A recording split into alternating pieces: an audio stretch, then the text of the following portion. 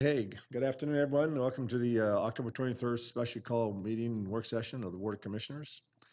And just for an admin note, appreciate the time that everyone's going to spend today to come to the board and make their presentations. But in the interest of letting Mr. Reynolds get back to his job of prosecuting criminals and keeping us safe, we're going to ask him to come first and have his make his presentation, and then we'll resume the normal agenda from there.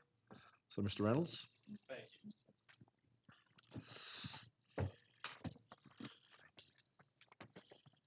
Top one. All right, great.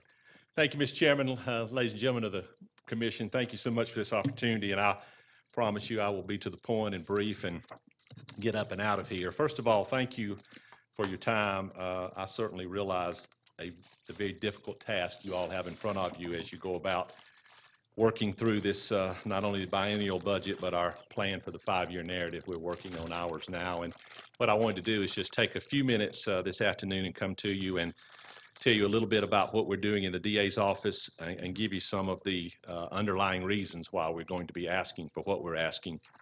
I'll do that in the form of a PowerPoint program, talking a little bit about and showing you the things that we're doing, some of the numbers that we're dealing with, and some of the concerns that I have about our office and what I think we need. Before I do that, let me begin by saying and commending each of you for the job that you do. You remind me a little bit of that story about the old man and the donkey. I know some of you have heard that, and Chief Register shared it with me, that the old man and his grandson walking down the street. He's riding the donkey. They go by the first house. Somebody says, "Wow, look at that selfish old man riding the donkey, making that poor kid walk." He gets off, puts the kid on. Second house says, "Wow, look at that selfish little brat for making his poor grandfather walk." So the grandfather says, "We'll both get on it." The third house says, "Look at that poor old donkey." So it don't make a difference what you do. Somebody's going to be aggravated with you. So I respect that. I have a little bit of that in my job as well.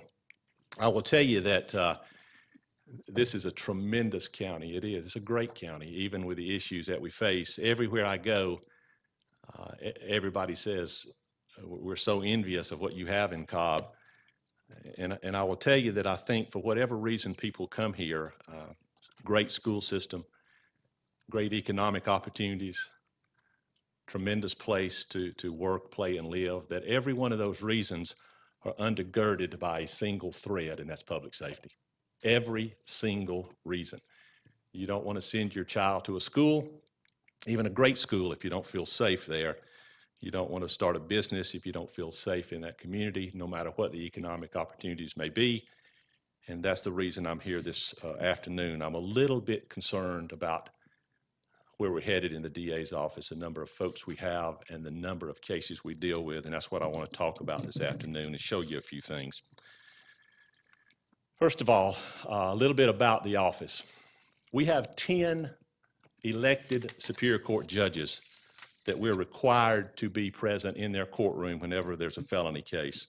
That's our statutory requirement under the law. We have 10 elected Superior Court judges.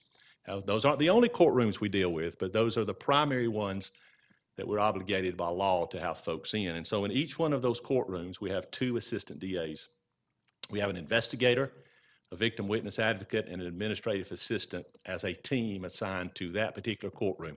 Some of those people, the admin assistants, the victim witness advocates, even some of the investigators may very well have 2 courtrooms they deal with, but every courtroom will have that specific assignment set up in it. And not only do we have that assignments, or those assignments going on, we also have what we call special units. For example, we have a special victims unit. Every case where there's a child victim, that case goes to the SVU unit because they're trained to deal in those specific cases. 5 of our assistant DAs, 2 of our investigators, 3 of our advocates, 2 of our assistants are in that unit. All they do, day in and day out, are deal with cases where they're child victims, molestations, child pornography, aggravated molestations. All of those come to that particular unit. We also have a major case unit.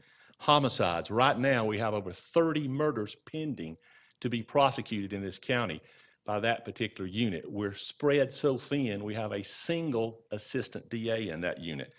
one investigator, and a shared victim witness advocate, along with a shared administrative assistant.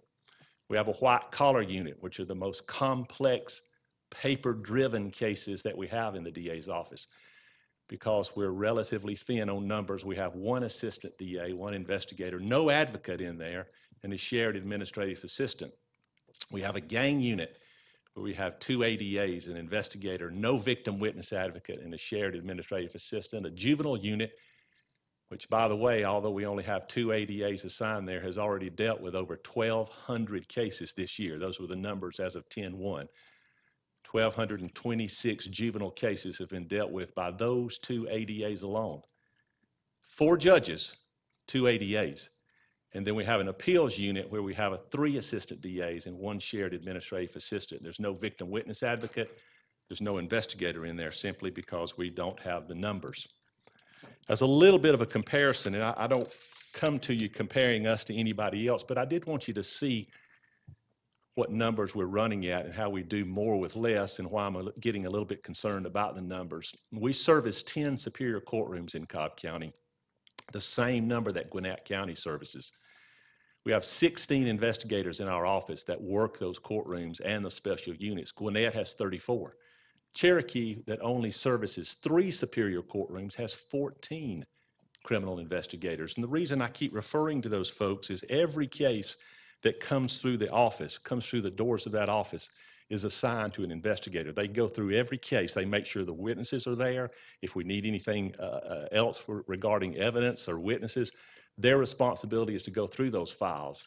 And I'll show you in a minute the numbers that we're dealing with at the moment. Not only do we have the 10 Superior Court judges that we deal with, but we also service 3 Magistrate Court judges. We also service 4 juvenile court judges, and on occasion we have senior and visiting judges that come and help. And so anytime one of those has a case involving a felony matter, we have to have a body there. And the DA's office has to be present. So that's what's beginning to spread us thin as we go through the cases that are coming to us.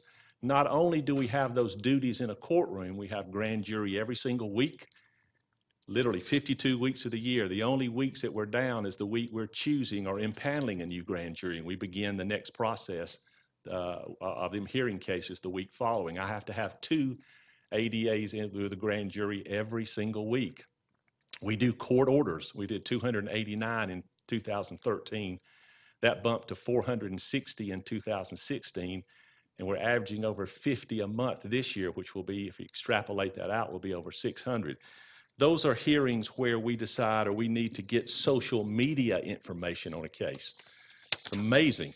It's amazing what information we can find on social media. And so we can't simply go get it. We have to have court order, a judge's permission to do that. So we apply for those court orders. My office is responsible for doing that, and we're going to average, we're going to reach at least 600 or so this particular year. We do wiretap hearings. If we're doing a major cartel drug case investigation, we do the wiretap hearings.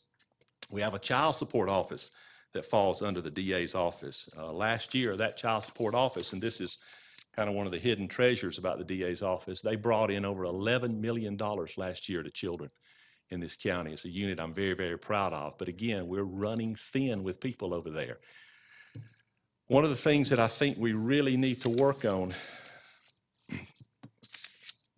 this particular year is getting a few more bodies. Let me go back. I apologize. I may have missed one of the... Okay, it didn't load up on your thing. I wanted to share some numbers with you, and I apologize. I don't see it in your particular presentation, but I have the numbers in front of me. As of October 1, we had 4,481 total felony cases in the DA's office. Right now, today, we would have somewhere in the neighborhood of 4,481 cases. That averages out to be about 10 cases per courtroom. About 440 cases per courtroom for the 10 judges. Every single day we get new cases daily. In fact, as of October 1, we had 519 more felony cases on October 1 than we had on January 1. That's how many cases are coming into this office. When I began the DA's office in 2013, I realized we needed some type of system that kept up with the exact number of cases we were dealing with, so we installed what's called the tracker system. It's a system designed specifically for prosecutors' offices. In 2014, we brought in 4,747 new felony cases. That's how many came into our office in 14. That averages out to be 395 cases every single month. In 3 years, from 14 to 17, we've went from 395 a month to 474 cases every month come into my office. If you extrapolate that out, that's 79 more a month now than we dealt with in 14. That's 948 more felony cases in 3 years, a 20% increase, with the addition of no investigators, no additional lawyers, no additional administrative assistants. We have been fortunate to get some more victim witness advocates, but that was because of grants. It wasn't because of new positions. Not only do we get those new felony cases every month, but believe it or not, people on probation sometimes don't do what they're supposed to do. And so when they don't, their probation is revoked. We have to conduct those hearings in the DA's office. In 2016, we conducted 2,816 brand new revocation files. So for 2016 alone, just that 1 year, we opened up 8,364 brand new cases. That's a tremendous amount of work. I'm very proud of the work these folks do day in and day out in the DA's office. But I wanted you to know, and I wanted you to hear it specifically from me, that we're reaching a point in that office where if we don't have some more bodies, we're not going to be able to maintain the quality of work that we have. We're just not. And I don't say that using hyperbole, and I don't say it to be over dramatic. I say it because I'm genuinely concerned about where we are and where we're headed. Again, I would go back to the premise that I said earlier, that regardless of what type of opportunities you may have in this county, regardless of what type of school system we have in this county, that if you don't feel safe in this county, you won't stay in this county. And I'm genuinely concerned that we're getting to a point where if we don't get some folks doing what needs to be done, that we're not going to be able to do what we've been doing for a number of years. When you receive our request on budget, you will see that there's an immediate need for investigators. As I pointed out a moment ago, Gwinnett has over twice what we have. Is that too many? I don't know. Probably is. I wouldn't in any reasonable fashion ask for that many, but we need some more folks to be investigators in that office. We need some more ADAs to put in major crimes and juveniles and appeals, and we need the administrative assistant support staff to support those individuals. In the future, what I would like to see in this county is positions like community prosecutor. I know Commissioner Cupid and I have talked about that multiple times. If you had an area in this county, in anybody's district, where crime was rampant or crime was increasing, you could assign a community prosecutor, and that person's function would be to work a specific set geographical area in the county, to go back to the businesses in that county, to the residents in that particular area and say, this is what's happening on this case. This is the court date for this case. This is when you need to be in court to make sure the judge understands what you want to see done in this case. And you can do that with a community prosecutor. You can assign them to a specific area. For example, when we had the entering auto situation in the Cumberland Galleria area, if we had a community prosecutor who was specifically designed for that area, that individual could make sure they keep up with those cases, could make sure they're knowing where the crime is happening, to not only work with the victims, not only work with the community, but to work with law enforcement as well. Criminal analysts, crime analysts, we have a desperate need for those in this county. They determine where the highest percentage of crime is. They concentrate efforts there. They work cell tower evidence. We've used the Cobb PD analysts for a number of years, but to be candid with you, they recently left for other jobs. We just tried a murder case in our county recently where we had to literally go out of the county. We went to Fulton County, to Roswell, to get an analyst to come over here and testify for us in that particular case. And I just think we're just too good for that to happen. This is too good of a county where we need to be going to other counties to get folks to come and help us with our matters. Again, I do, and I was being a little flippant with you a little bit about the old man and the donkey, but I say that to realize I know how difficult it is for the decisions you all have to make. I know that it's tough, and no matter what you do, somebody will get aggravated, somebody will be disappointed, and somebody will be hurt. And I respect and appreciate that. But I will tell you that one of my good friends in my office, in fact, shared with me right before I came over a very applicable scripture, and it came from Proverbs, and it said, where there is no vision, people will perish. And we need to have a vision for law enforcement here, for not only the law enforcement with boots on the ground, but we need to have that for the individuals who are in the courtrooms day in and day out prosecuting the cases that help do everything they can do in their power to keep this community safe. So thank you. I'll be more than happy if you have a question to entertain anything. So, Mr. Rutherford. Thank you. Very impressive, Mr. Reynolds, and you're doing a lot with less and doing a great job at it. We appreciate it.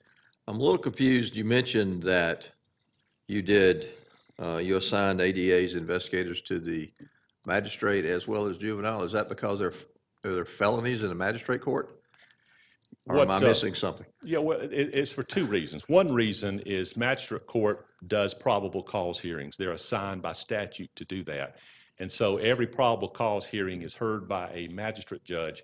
The DA's office has to be there if it's a felony probable cause hearing. We have them 3 to 4 days every single week. But on occasion, judges, Chief Magistrate Judge, Judge Holmes, is sworn in as an assisting superior court judge. She does what's called MCS court. She presides over MCS court.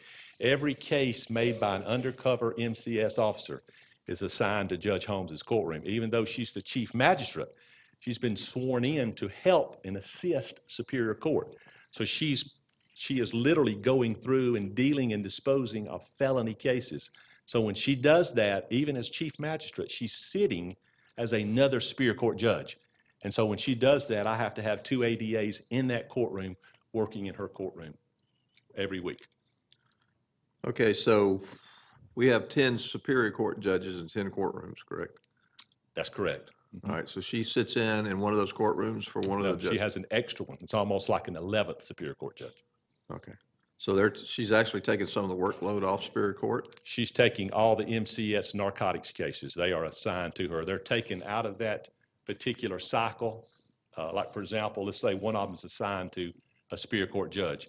That case is taken out. It's reassigned to Judge Holmes. She is sworn in as an assisting superior court judge. And so she handles superior court business just like a superior court judge would. So we in reality have 10 elected superior court judges, but the truth is we have 11 courtrooms because she is working as an assisting superior court judge. And then on the juvenile side, they do the same thing, or I know you said they have felonies in the juvenile courts you have to go to, or do they do superior court work as well?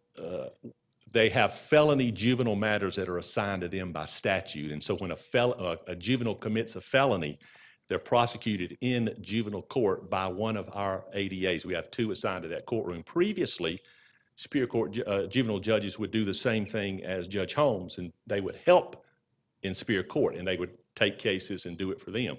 I don't believe they do that anymore. Okay.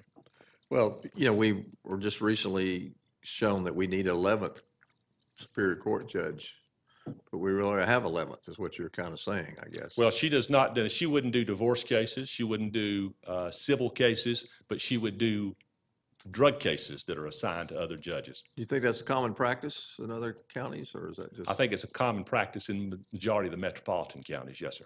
Okay. Just trying to understand the intricacies there. Thank you. Commissioner Burrow. Thank you. Always a pleasure to Yes, see ma'am. you and appreciate your detailed presentation here. My question is the 20% increase in cases over the last 3 years, I think you said.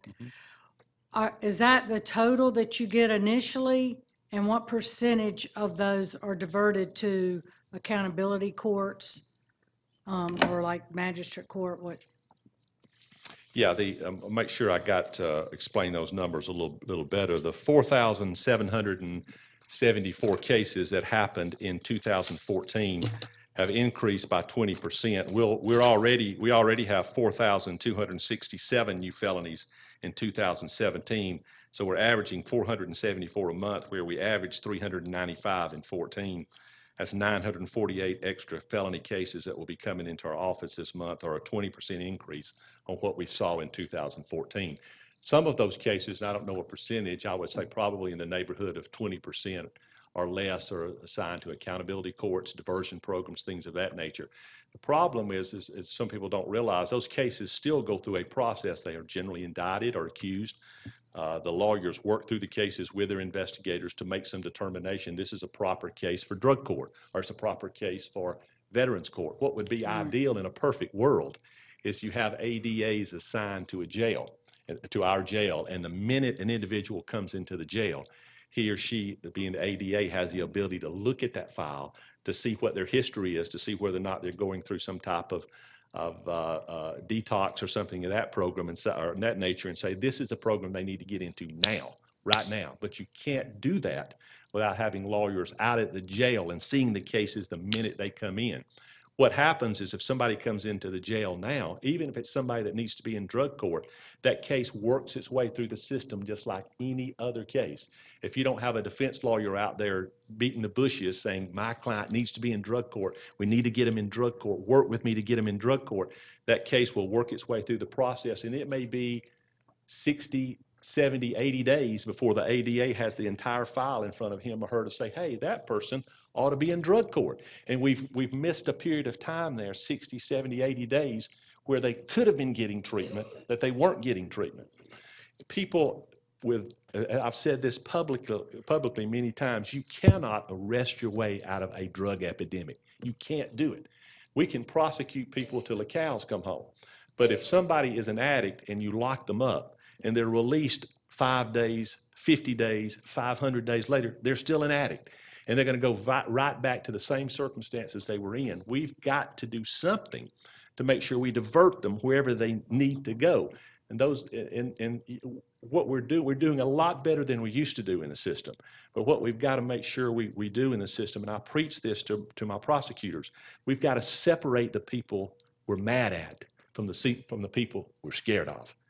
We're mad at people who do drugs. We're aggravated with them because they're doing these things. But we need to get them somewhere where they get help. These few people, it's a relative minority number-wise, the people that we're truly scared of, the people who commit violent crimes, who hurt a child, who hurt an elderly person.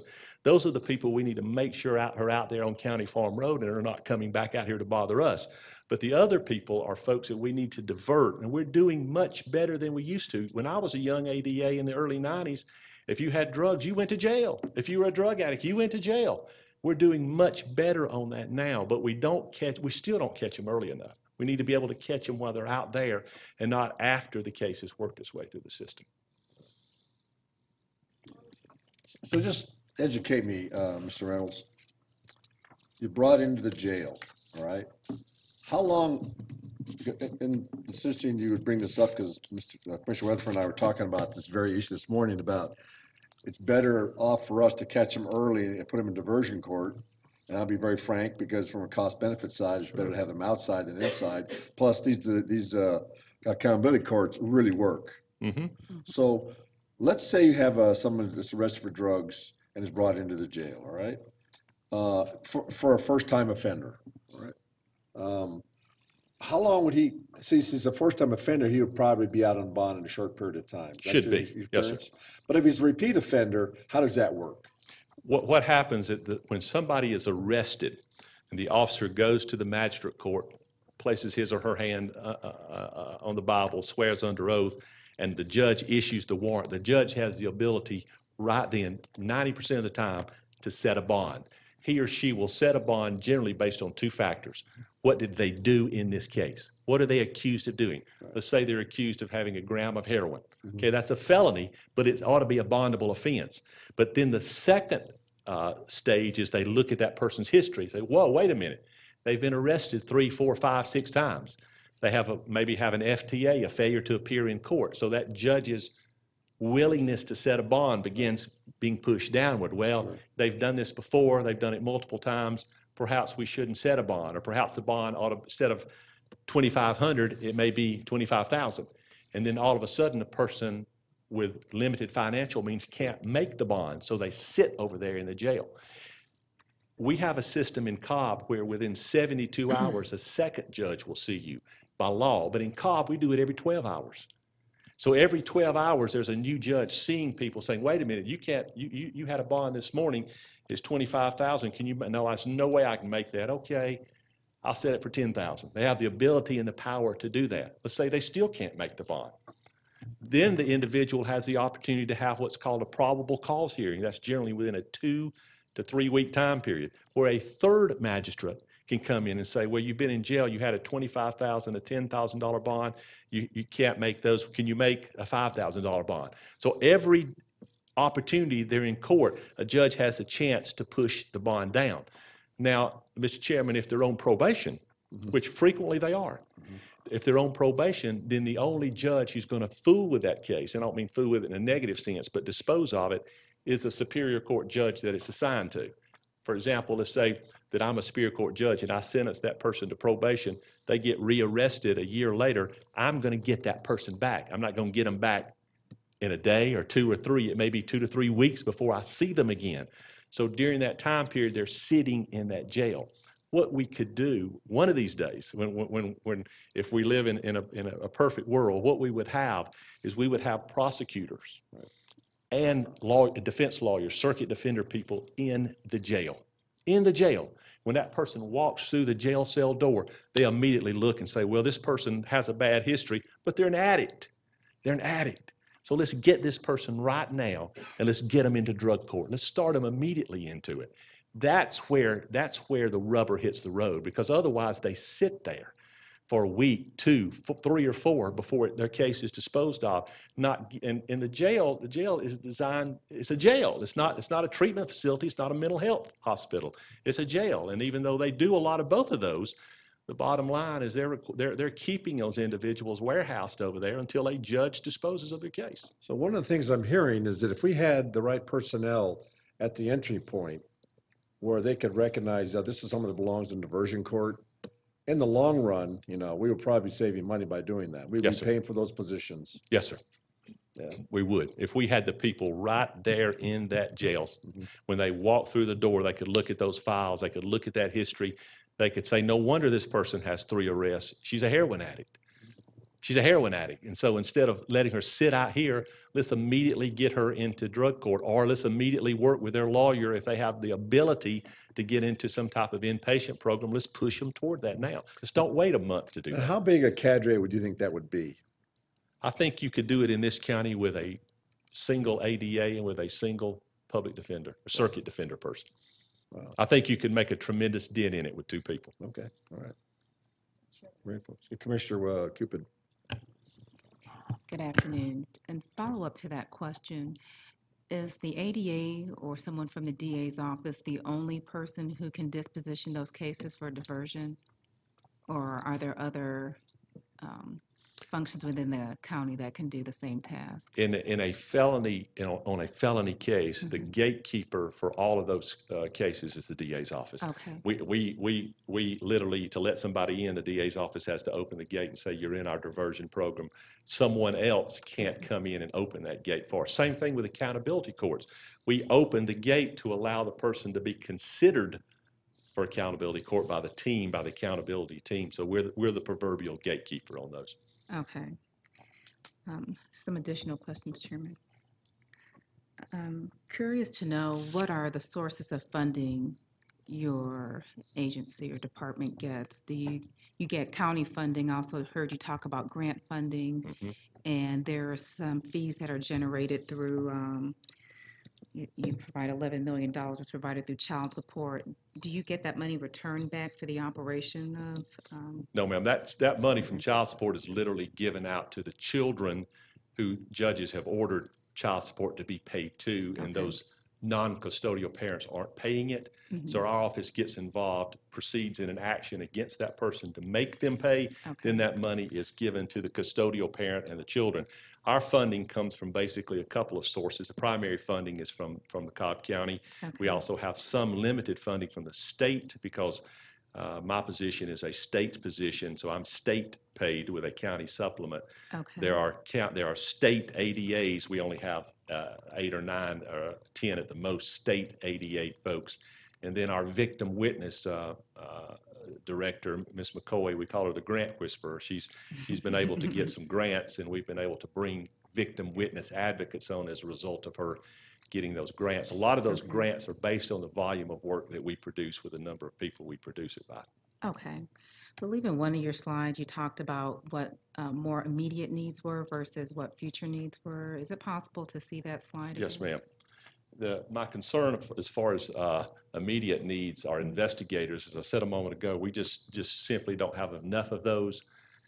And again, I didn't throw those comparisons to other county up for any other reason other than to show you how far I think we're getting behind the 8 ball. But my concern on special unit ADAs, our major crime unit, we have one prosecutor in there who's responsible for handling the majority of, not all the murders, but the majority of murders.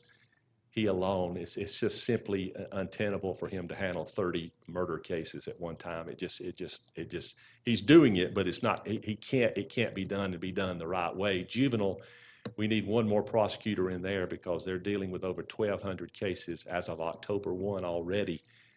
We were in line to get a state position, a state grant position for that, but the legislature took that off the board, off the table last session, so we didn't get that position. In appeals, I have 3 lawyers that do nothing but appeals, but every single case we try is appealed up. Well, I would say 95% of them are appealed up to the higher court. And so all of those other lawyers, the cases they try, all funnel down to those 3 lawyers. They're handling appeals, and of course the admins to support those people. What I'd like to see, again, if somebody said, Vic, what's your wish? I'd like to see us get a couple of investigators pretty soon and 1 to 2 other lawyers pretty quickly. I think if we space it out after that in a 5-year budget plan, 1 or so a year, we could probably deal with it in that fashion. Okay. So then looking at your future needs, you will be looking at that on a long-term basis, that 5-year Yes, ma'am. horizon, and these being more immediate needs.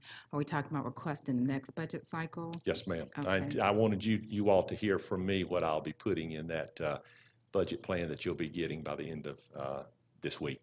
Oh, okay, and I presume you'll have corresponding dollar amounts We in will. there We'll have then? everything attached to that that's appropriate. Okay, thank you. Thank you. Anybody else? That was very Thank you, Chair. informative. Thank you, sir. Yes, thank you Appreciate for your time. coming today Thank and you. giving us that presentation. We appreciate your time today, Mr. Reynolds.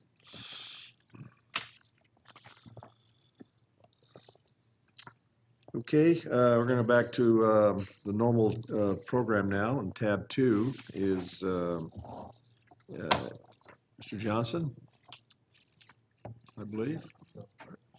Oh, I'm sorry, tab 1. That does come before 2, doesn't it?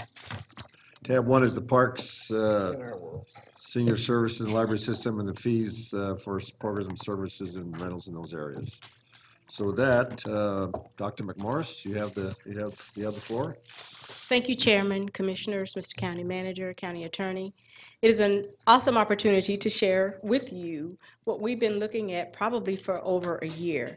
The board, County Manager, Mr. Hankerson at the time, asked that Parks, Rec and Cultural Affairs, along with the library system and senior services, take a look at some of the programs and services that we offer, to look at duplication of services, to look at fees, to look at opportunities that we can generate revenue to offset some of the costs of our operations.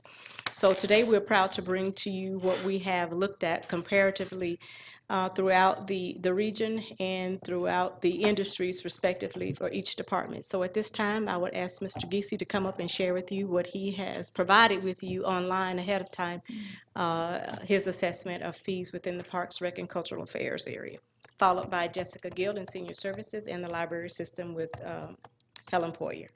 Thank you. Thank you, Dr. McMorris. Well, as you can see by the size of the document that you received last week, there's been quite a bit of work that's been done over the last several months, like Dr. McMorris mentioned. I would be remiss if I didn't thank the group that's sitting here on the front 2 rows for the hundreds of hours of work that has gone into this process, especially Harry Penninger and Joyce Beatles. The rest of us kind of chimed in when they told us to, but they have really done a great job of putting everything together. A couple of things that are that we tried to find by going through this exercise. to review the activity and the program and the rental fees, to simplify our fee structure. Our fee structure was huge. It tried to attach a fee to every single little use rather than trying to group those into a simplified structure. So we did try to simplify it. And then also to recommend fee adjustments where needed, to make sure that we're in the ballpark with agencies of our size and in the area. The way the process worked, we met one-on-one with each one of our units, each one of the units that actually charge for fees and services, to see, number one, what was on the books. Then we put together a very detailed questionnaire that we sent out to 12 to 15 different agencies. When those results came back in, we then met with our staff to compare what the other communities were charging to what we charge. And then we came up with a new recommended charge that was presented to the Recreation Board, their meeting in August. We incorporated a few small changes that they recommended, and then we're here presenting the recommendations to you. I might add that since this is a work session, no vote will be taken. So if there are certain areas that you feel like are too high, we can adjust. If there are areas that you think are too low, we can adjust. So we can make those adjustments when we bring it back to you for final approval. As far as implementation and how we will map that out, it'll be done in stages. There are certain things that will come open for registration the first of the year. So the new fees will be incorporated there. And as each program comes online, the fees would be, the new approved fees would be incorporated. A couple of things that we found going through this process. Go ahead. Finding summary. Several of our facilities did not have approved fees. We had fees that had come online. And our staff had done a great job of trying to mirror a like facility, like size, like function, to establish a fee, but we had some that had not had a fee approved since it was brought online. There were some discrepancies on what was being charged in areas across the county. A couple of our fees, after comparing them to the survey that was brought back in, we were in line. We didn't really need to adjust them, so that was good to know. We were one of the few county departments, one of the few recreation departments in the country that does not charge for pavilion reservations. So that's one of the things that we have incorporated, small, starting off small, but we have started that process. Many departments in the metro area charge youth associations for the use of facilities, varying ways. We have never done that before in the past. So that is something that you'll see. And then the last two things that you see, charging for maintenance at our events, as well as charging for staff supervision in after-hour events. One of the things that we struggle with every year is that as, say, a company comes in and rents Al Bishop to put on a softball tournament, we charge them the rate for the maintenance to come in and prepare the fields in between, and that goes into the general fund. But then when it comes time for us to request overtime funds, it's hard for us to get those funds to pay the people that was paid in. So staff originally kind of thought, well, maybe if we just let the people who are renting the facility pay our maintenance staff directly, that would take care of it. But then I'm sure County Attorney Dance would say, well, wait a minute. You've got county employees that are not on the county clock doing work for an independent contractor. What happens when they flip a Toro over or run into one of the ball players?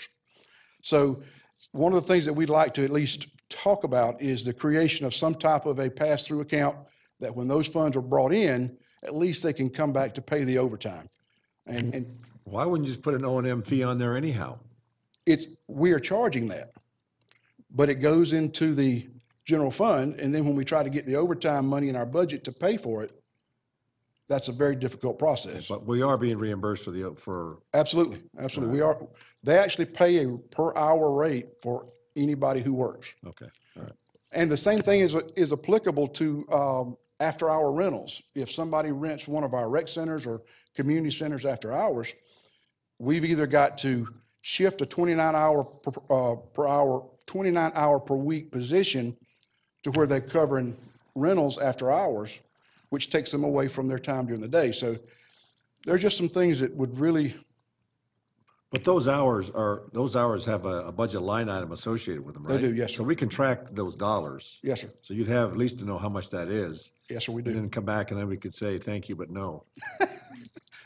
I've heard that somewhere Okay, before. just checking. Let me ask a quick question. Yes, Jim. sir. I know we do a lot of, I see you everywhere doing things for other departments. Do we do any, we looked at doing interdepartmental charges? Because I know you're using your resources for us when we do events, things of that nature. Is that something we've looked at? The only department that are actually charged is elections. We have to run shuttles for elections, so they have money who pays for our, it's a direct charge for our people. But other than that, there are no charges for any other county departments. And that's one of the things that we're going to hit on the next slide is the request for free stuff, including county departments, constitutional officers, school systems, cities. It runs rampant. So we'll cover that one in just a second. The non-resident fees. Currently, our non-resident fee is twice the resident fee up to a maximum of $25, which basically meant is $25. We are recommending going to a resident fee plus 50% across the board. And you will not see that in each line item, but you will see it at the bottom of each one of the headings which we're doing. So that should be a much more comprehensive non-resident fee. Then the damage deposit is currently $150 per rental. Some of the larger facilities do not charge that because the renters have to pay 1/3 of the cost up front. So, and then we get to fee waivers. We are frequently inundated by many people about wanting either free or reduced rates at our facilities.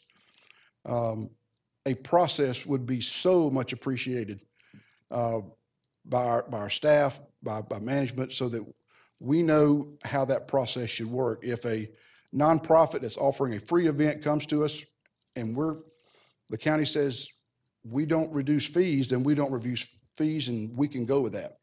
But if there's a process, whether it's being approved by the Recreation Board, whether it's being approved by the District Commissioner, whether it's being approved by whomever, a process would be very much appreciated because there are many of those.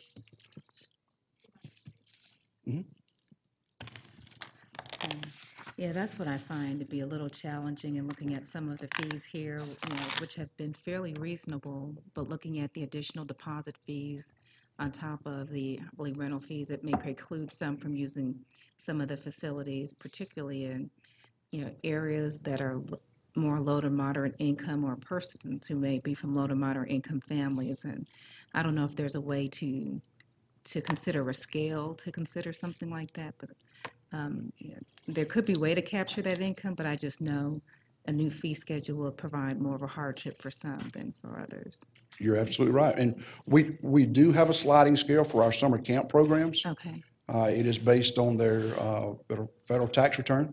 okay, So that is for the summer camp as well as the TRS camps. But as far as rentals, there is not one now. okay.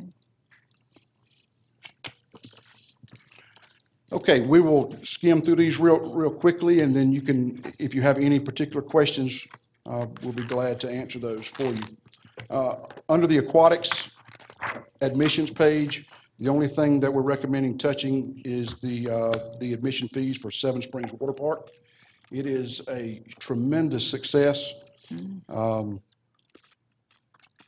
So we're recommending going from $4.50 to $6 per session. Now, the way the Seven Springs Water Park is charged is per session, not per admission. There's so many people, we have to break it down into sessions to where there's a 3 hour and 15-minute session, then everybody's cleared out, then there's another 3 hour and 15-minute session. So it is immensely popular. On this chart, on the proposed fee, several of these pages didn't have a non-resident fee. Why didn't we put that line in there, that column in there? Because in trying to simplify it, there's just one line at the end of aquatics that says it is resident fee plus 50%. Okay, but I don't see that. If you'll look at the bottom of page 9, Yeah, but I'm on 7. It's a continuation. It's one long spreadsheet. So you're talking, this is just one program. Yes, sir. This is just one part of aquatics. Big sheet here. Okay. They wouldn't all fit on one. It would have been so small we couldn't have seen it. But if you go to the third page, which is page 9, But that's this, right? So right. So page 9 is for that's the summation of the aquatics program, that Correct. estimated impact. Correct. And that estimated impact is the estimated income by the new fees. Correct. Additional income. Additional income. Okay. Based on the same number of rentals, the same number of classes. So go back to page 7. Okay. $2.12? You have rolls of pennies or something at the cash register? Or? Well, the state of Georgia says we have to charge tax on admissions. Oh, I see. Okay. So that's why that's where the 12 cent came in. Okay. All right.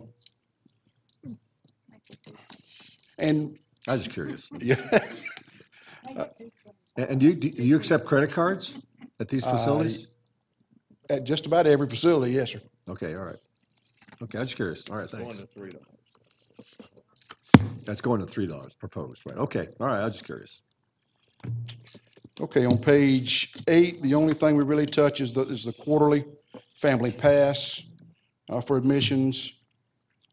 And then on page 9, you'll see an addition of the Patty Wilder swim meet. The Summer Swim League in the past has offered that. That's our qualification meet where all the summer swim leagues come together and compete to see who goes on to state. So we are actually taking that over. We took it over this year. So that's their entry fees per person on that. Jimmy, can we go back one slide? Or whoever is controlling the slide presentation. I was looking at the Red Cross lifeguard training, so it's going up $100. We were so far under market on that, Commissioner, we were almost taking advantage of. Folks would come to us from other places around the metro area because we were so cheap. Interesting. A good percentage of that goes to the Red Cross. So it's important that we at least get a little something for the time that our instructors Okay. spend teaching the class, Not to mention using our facilities. not to mention using our water time. Okay, under aquatics rentals, that's where you will see a majority of the changes under the aquatics heading. We feel like this gets us up into the market as far as what we charge our swim teams per lane, per hour. Same thing with the schools. And what do the lined out items mean? Those are old fees that are going away. For instance, on page 10, under instructional pool, 5 lanes, we no longer use the full pool versus a half pool. It's just per 5 lanes. So that's part of the simplification process of our fee structure. Same thing with the diving boards. The diving boards at Central will be charged one rate, at West Cobb another rate. So it's a simplification of our structure. So as you can see, if these changes are implemented as are, we would generate about an additional $200,000 in aquatics. All right, in the arts programs, you will notice a change in the way we do our instructors. In the past, it's always been a $6 to $10 per person per class hour. We felt it very important to be able to have a beginner, intermediate, and advanced level classes. So now it's broken down on 7, 850, and 10 per person per class per hour. Interesting. Page 12 is the Art Center rentals. Sorry, can somebody go back one slide? Theater Project Performing Arts Program, what's the new charge associated with that? That's a program that we're taking over. It's always been that fee, but it's always gone to the South Cobb Arts Alliance. They said, we need to take that over and run with it, so we're actually doing that ourselves now. So if somebody wants to put on an arts, or somebody wants to put on performing arts for the community, do they pay that fee? How does that work? If they want to, that is That is a particular program that they choose a play each year, choose a Yes, musical each year, then they would pay that the to group that's doing the musical. be in that group, yes, Okay. ma'am.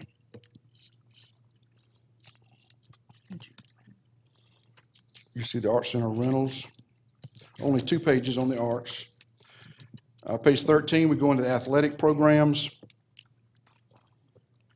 We really were able to simplify the way we do our adult leagues. Now it's a $50 per team per game, $50 per team per game, yeah. Instead of trying to have a fee for a co-ed league that has 9 games, a women's league that has 11 games. It's a easy formula now that we can determine what the fee is based on that cost per team per game. Excuse me, Jimmy, and do the teams that play, do they have a charge for their own participants in that program? So you charge the team and then the team then charges the players to Well, participate? now that's the adults. So an adult softball team will put together their team and join a league somewhere. One of the county's Right. leagues? Okay. So I'm sure they will make each player ante up a little bit. It'll depend on if they have a sponsor or not for their team. Okay. Okay. So that will determine that.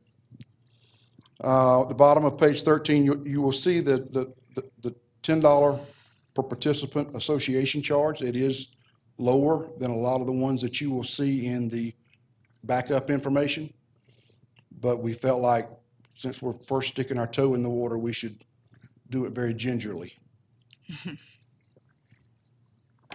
Now, on that particular one, you say non-residents, $200 per team? Is that what that is? For the adults. All right, so if somebody from another county wants to come in and it's $200 for that team? In addition to what their $55 per team per game is. All right, so what if they come, so it doesn't matter if the team is local business, but everybody on the team is from outside the county? Is there any way to determine that, or is that just that happen? An honest way to determine it? Because they're all gonna give you an address where this. Since we're on TV, yeah, an honest way. Yes, sir. That would only be an issue in District 1. Oh, okay. It is a cost plus 50%, not the flat 200, right? It's a cost plus 50%. No way to figure it out, is it? 200 was the old one. It's cost plus 50%. Move right along, I'm sorry. We're not reading the rights. The rates are going down, and why they're individualized on page 13. In the softball leagues, 350, 400, 450, and 450. because what was happening, Commissioners, we were charging, let's just take the adult summer, 7 games was $350. Well, what if you didn't have the even number of teams and you needed to have a 9-game schedule instead of a 7? Then we were eating the other 2 games. It's so much easier if you have a per game cost and you can multiply it out, whether it's a 7-game league, or a 9-game league, or a 12-game league. That's what I meant. Right. It'll still be adding up to around that, but our cost will be directly associated with the number of games that are being played. On the next page, athletic facilities rentals. We have added in the cost to rent our synthetic fields that are being installed. We simplified our sports complexes, Lost Mountain and Al Bishop, how those are rented. And then we went up slightly on the maintenance, or we're proposing to go up slightly on the maintenance staff fees and the scorekeeper fees. And once again, we're sticking with the resident fee plus 50% for all rentals. Excuse me, Jimmy, can you help me understand if there is a community association that wants to use a grass field? Do these same rates apply for the hourly and daily rental, say a soccer? When you say community association, you're not one of the Soccer, associations? yes, that have like soccer, youth soccer, or, If it is not under contract for them, they would have to pay it. okay.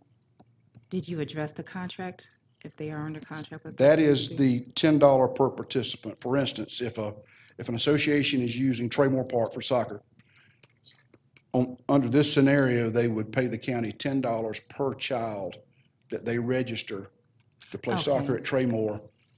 they would pay us that, and Okay. then that would entitle them to the field. Now, if it's a group wanting to just rent a field to make sure that they have it, then they would pay these rental rates you see on page 14. Okay. Page 15 is just the backup information showing what other communities charge for volunteer associations. And that's the last page on the athletic fees. Gymnastics found on page 16 and 17. No changes are being recommended for the gymnastics. It is a revenue neutral facility. It generates as much, if not more, than it pays out. It generates money to cover its own operating budget. Natural resource programs found on page 18.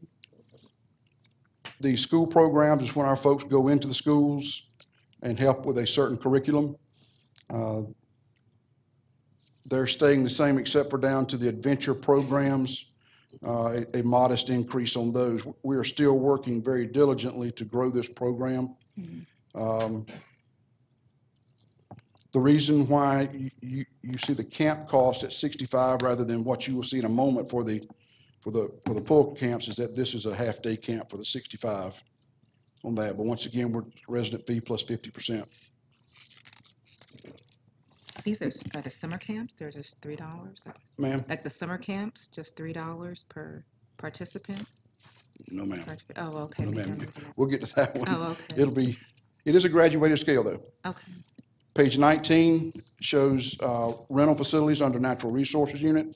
These are all new fees because these facilities did not have established fees. We looked at a lot of the folks in the metro area to come up with these. And the reason you have estimated impact is you don't know, you don't have a reference point. Exactly. Okay. We don't have anything to base it on from last year. Page 20 is the pavilion rentals. We're recommending just a $10 reservation fee. Now, if you want to go out and use a pavilion in the park, you're more than welcome to go, free of charge. But if you want to reserve it, it's a $10 reservation fee. One of the things that you will see in your background information is that a lot of communities will charge much more Yes. for that. Absolutely. However, they have staff that is there to supervise the event and then flip the pavilion for the next renter that comes in. So that's why we're sticking our toe in very slowly on this one.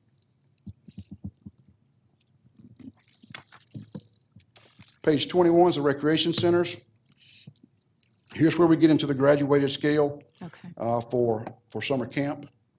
It is anyone applying for any type of a discounted rate must produce a federal income tax return. And those amounts show, it goes from 125 to 100 to 75 to 50 per week. And these fill up very quickly.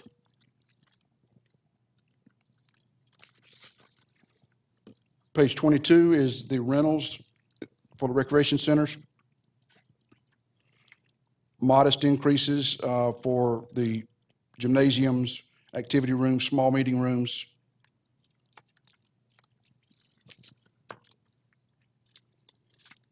Page 23 is the community center rentals. You'll see a much simplified structure here than, trying to go less than 2 hours, more than 2 hours, less than 6, more than 6. It's much easier for us to administer. And it's easier for us to enter into our online registration software. Page 24 is the tennis programs. You will not see any changes on the tennis programs. Our tennis staff was very comfortable with where we were at in the market. Sure, we could go up little bits here and there, but they felt like it would have a detrimental effect on our numbers. The tennis centers do pretty well. Same thing on rentals for tennis centers, which is found on page 25. 26 is our therapeutic recreation services programs. We do have Camp Horizon. That is our summer camp for our children with special needs. It has the same graduated scale being proposed as the other summer camps.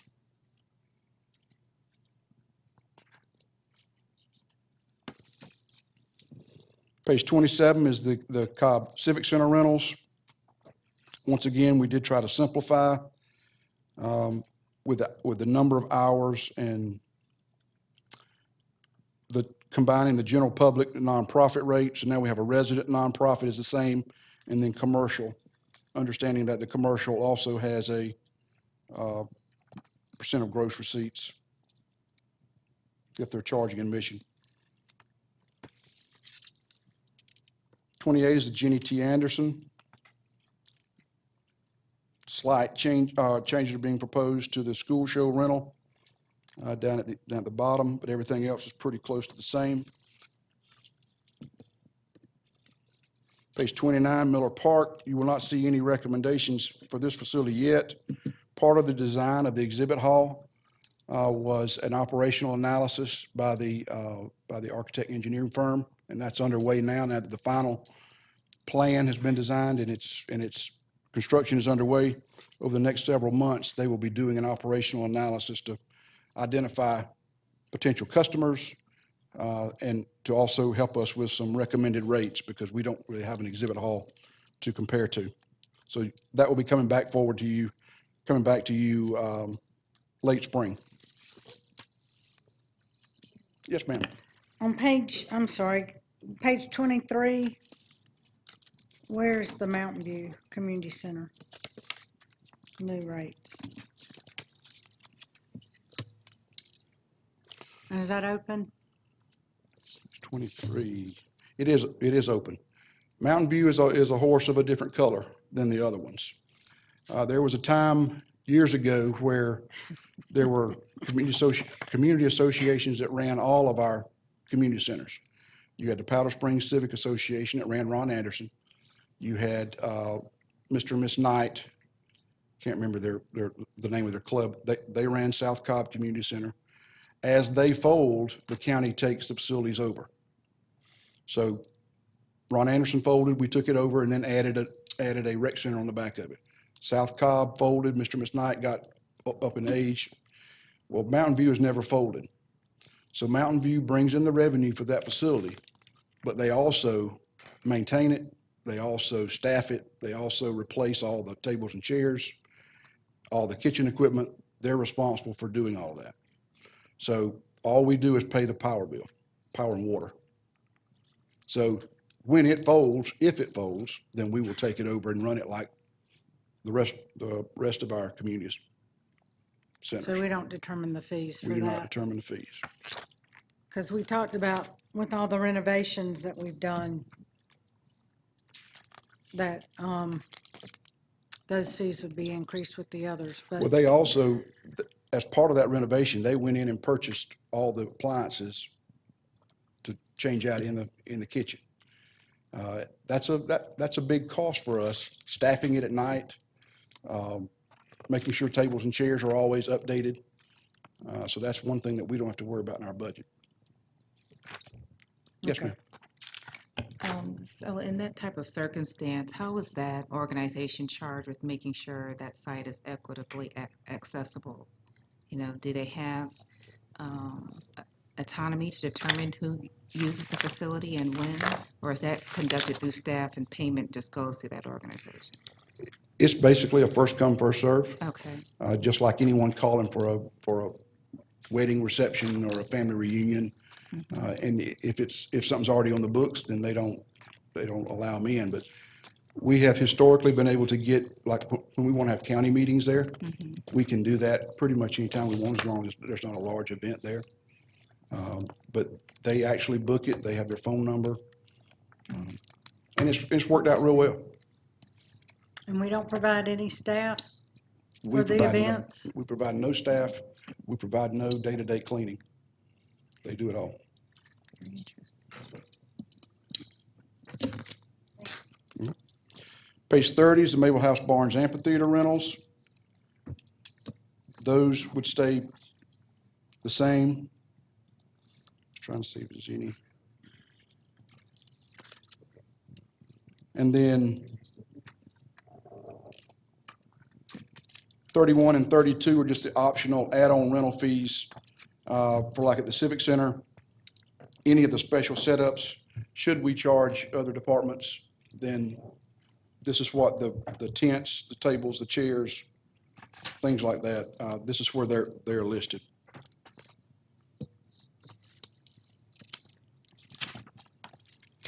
Page 33 is the final page in our portion. As we mentioned earlier, these economic impact figures are based on the assumptions of a similar number of rentals once these fees are implemented compared to last year. It would be approximately $720,000 in additional revenue if they were implemented as presented. Another program that we're in the process of exploring is our school board sponsorship program.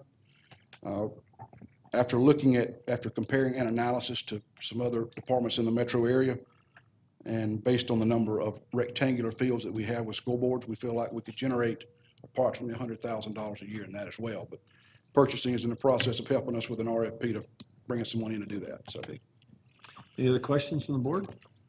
One thing you mentioned in all of these was the non-resident fee. We really don't have an idea what that will be yet, do we? Because that would increase this revenue, correct? Or do we? I mean, in your impact, you don't include that. You just say the residence fee is plus correct. 50%. Because that's going to vary based on what the actual resident fee is for each one of the charges. And you don't know how many folks you're going to bring in from outside the county. So, Do we capture that now, though, don't we? yes, sir. But it's just a $25 charge now.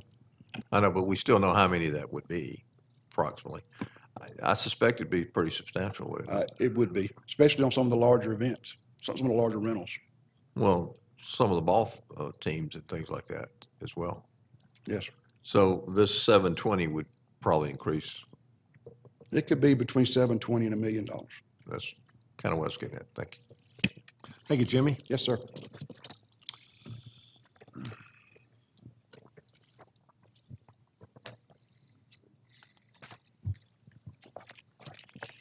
Good afternoon, Commissioners, Mr. Chairman, and County Manager, Ms. Dance.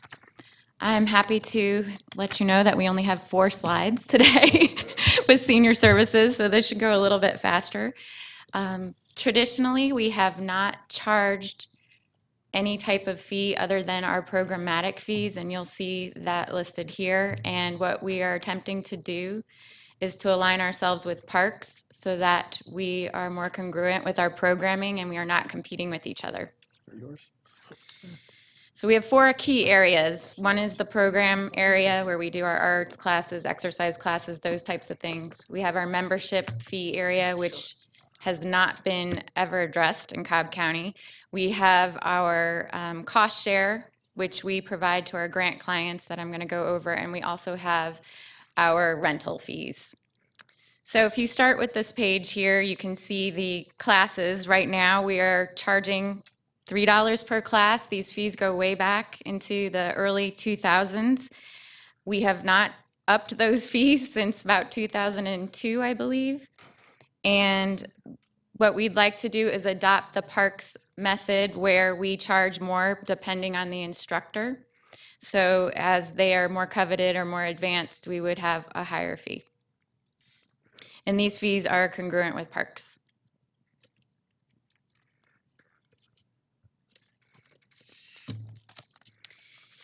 The next page gets into the membership component, and we have been behind in this in Cobb County. Our neighbors in Clayton County and DeKalb County have had an annual membership fee for quite a while with the same types of offerings that we have. In DeKalb County, I believe they're charging $120 annually per person, and in Clayton County, they're charging $144 per person, and we are not charging anything. We believe this would help overall with sustaining and keeping and improving all of our programs and services. And what is not listed is here is the annual impact. And so if we charged $100 per person, and this is not including the out-of-county fees, we are looking at somewhere between $500,000 and $600,000 a year. It's a lot of money. Have you had discussions with the senior council on Yes, this? that's a great question. We've actually had discussions all across the county. We did a community survey this past fall or summer, and everybody agreed, every senior agreed with the fact that they felt that a membership was important. They wanted to improve their centers. Okay. They were looking to make Cobb in alignment with the other counties. So we have not gotten complaints about that. Now, I will say for the grant clients, we have ways of subsidizing sliding scale of the fee as well, and that will be embedded into our grant. And of course, there are ways, we are never going to turn anybody down, so we'll find a way. Thank you. Okay. The cost share here is just something I don't think we had ever presented to you before, but what we do is we have grant clients that participate on a sliding scale, and we are required by the state to have a cost share depending on where they sit in the poverty scale. And so what we are requesting is that for those individuals who are above the poverty line that we have established here, which would be 150%, we're asking them to pay for their meal at $6 a meal.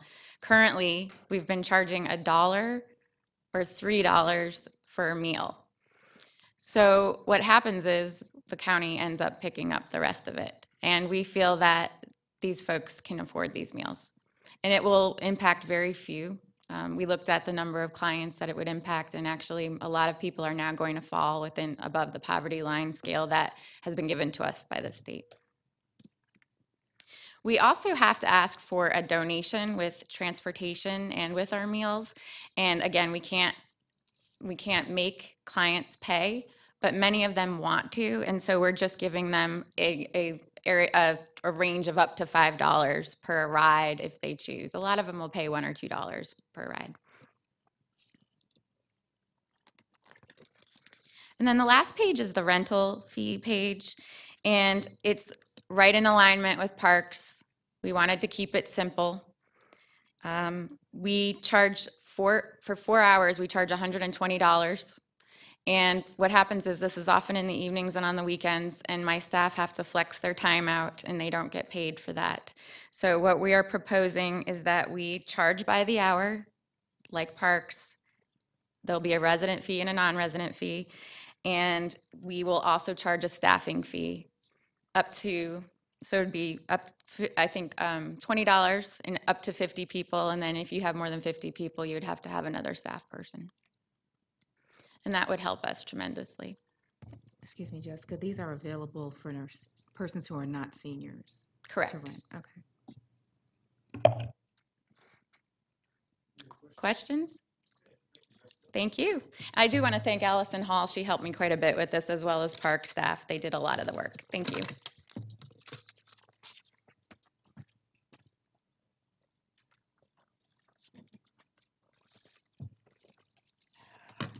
Okay, Chairman, Commissioner, County Manager, we have one page. One page. We do review our fees annually. We're very careful. The last time we did have an increase to our fees was during the recession, and our revenue went down.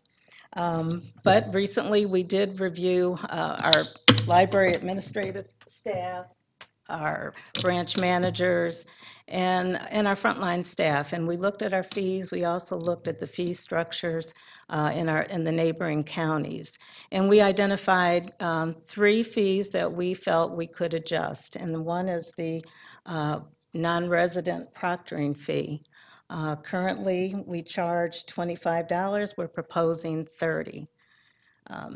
For the proctoring of library card holders, currently it's $10, and we're proposing $15. And we project, based on the averages of 2016, for proctoring of non-residents, about $14,000. For proctoring of library card holders, about $6,000. Now, our neighboring library system, Atlanta Fulton, does not proctor. And we see in the Vinings area where they get a high usage of students coming in to have their tests proctored. Bartow charges $25, and it's across the board. It's for non-residents and residents. And you have DeKalb charges 20, and that's across the board. Sequoia and Gwinnett do not charge at all. The other Can you area. explain that proctoring for us, just to make sure I You see it understand a it? lot. People are taking online classes, and so they need to take a test so they can go to our library system. It has to be a librarian that oversees, that administers that test. And it's a great service. You have a lot of real estate agents that are coming in, truck drivers. So when the tests are sent to the library, and a professional librarian does have to oversee it. And it does take time, and it's a great service. Anything else? Okay. The other is the library card non-resident. Currently, we charge $30. We're proposing going up to $40, and we should see a proposed revenue of $16,000. And when you look at the non-resident cards, Alana Fulton charges $40, Bartow $25, DeKalb $45, Gwinnett $30, and Sequoia $35. So we felt we were in that range. One that we're adding this year, we're proposing, is the meeting room maintenance fee. We had a great discussion on this. We have not charged for the use of our meeting rooms in the past. When we looked at our neighbors, Alana Fulton does not charge. If there are any damages, they will assess that. Bartow does not charge. Gwinnett charges $20.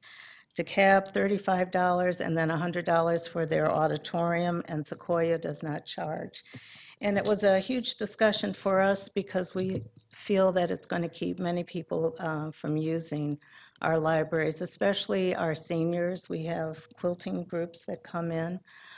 We have the little mom groups that come in with their kids. It's kind of a meetup. But we do know that we need to maintain our meeting rooms. And also a challenge that we see is the fact that we, as a library system, now need to maintain these rooms.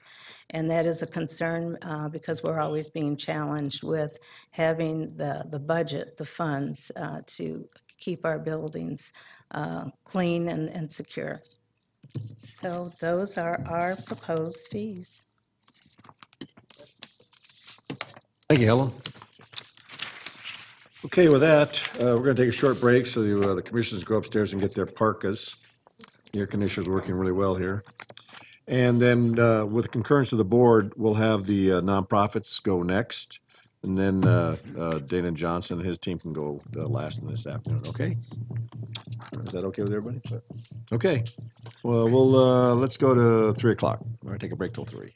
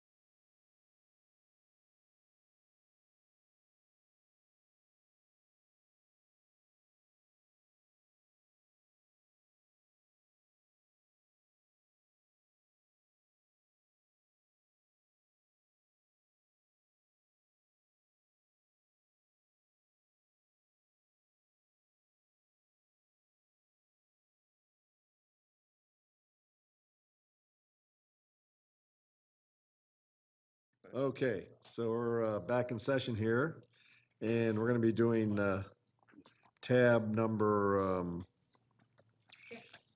oops, I'm in the executive session. I didn't go on tab.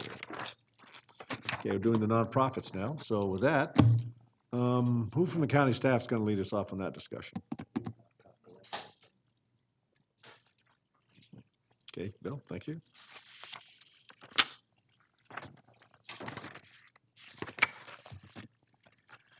Afternoon, sir. Chairman, Commissioners, County Manager. We are going to hear from both the Cobb Collaborative today as well as the Community Impact Grants. They're going to come and do a brief presentation to you all, and I believe the Community Impact Grants will be going first. So Okay. I would like to invite their representative up. Come on. For those who are watching at home, we're at tab number 3.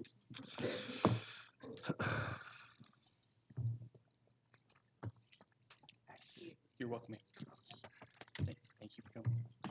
Yes.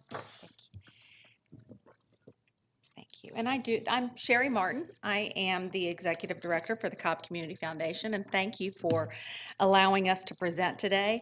I do have copies of the presentation in case there is anything that's difficult to see.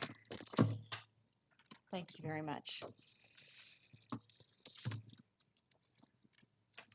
Thank you for letting us be here today. We were told there were several key items that we needed to be sure to address.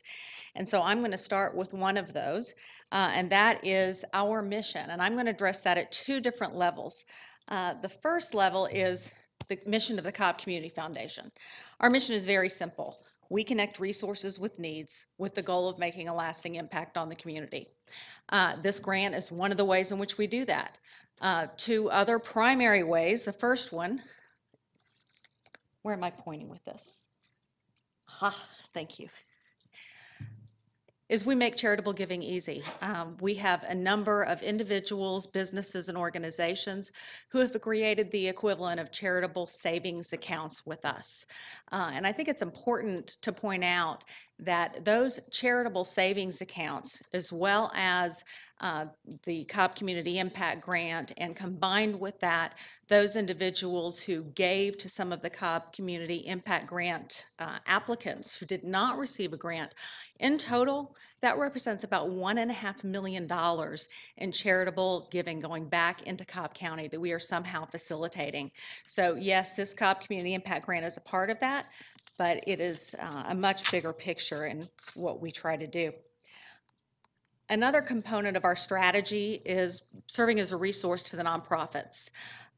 The primary way in which we are currently doing that is we're providing a significant degree of visibility. And our goal is to make sure that we understand what all these nonprofits are doing in the community. So when one of our donors comes to us and says, well, I'm interested in trying to make a difference here or there, we can connect them with those donors. Each of you, by the way, should have received an invite to an upcoming event that we have called Because of You.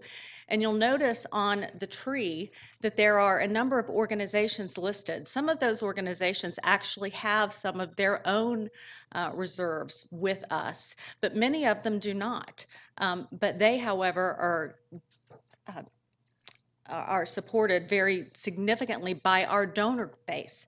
And because they're important to our donor base, they're important to us. So they will be highlighted at this event as well.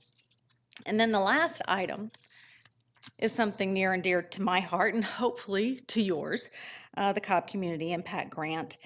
These are a couple of pictures from some of the organizations that have received that grant. The one on the bottom is the YMCA, where the summer lunch program was funded by the Cobb Community Impact Grant, as well as up top, Yale's summer camp program, which were not able to put in place last year, but because of the Cobb Community Impact Grant, they did. $820,000 is the total amount that you all have contributed for Cobb Community Impact Grants in the 3 years that it's been in play. That has been matched by $936,000 in private monies. With that combined investment, 325,000 people have been impacted in some way or another by this grant, so you're making a difference. Okay, now specifically to the grant. The specific mission of the grant is to create and expand programs that impact quality of life in Cobb County. And we do that by seeking out programs and projects that are administered through nonprofit organizations that meet any of these criteria. I understand that we may have a narrowing of that criteria, but right now these are the criteria that we're looking at. Importantly, we are looking to leverage opportunities for nonprofits that can take a small amount of money and do a lot of good with it. And that's one of the beauties of the Cobb Community Impact Grant is we're looking at this year $4,500 to $9,000 in monies and have impacted a significant number of people. We're, with that grant, encouraging organizations to try some new things. We have one board member who calls this an innovation grant because we're specifically looking for organizations that are working on new or expansions of existing programs that have proven to be beneficial to the community. We're giving priority consideration to organizations that provide any kind of matching funds. We have never said that you have to have a matching amount in order to get this grant. We have said it's highly encouraged, but what you just saw is that the county's investment has been met at least 100% by private dollars that are being contributed to fund the same initiatives. And then the last thing, and this is a significant part of our evaluation process, we are specifically looking for organizations that show that they have the financial wherewithal to be able to sustain these programs going forward. So we may be helping them expand them in the future, but we're not going to be funding the same program over and over and over again. We're looking for them to start something new, and if they want our help in expanding it, great, but we're not going to be funding the same program year over year. So what happened the first year with this program? Your investment back into the community was a total of $285,000. That included a fee to the Cobb Community Foundation for administering the grant, and $250,000 went back into the community.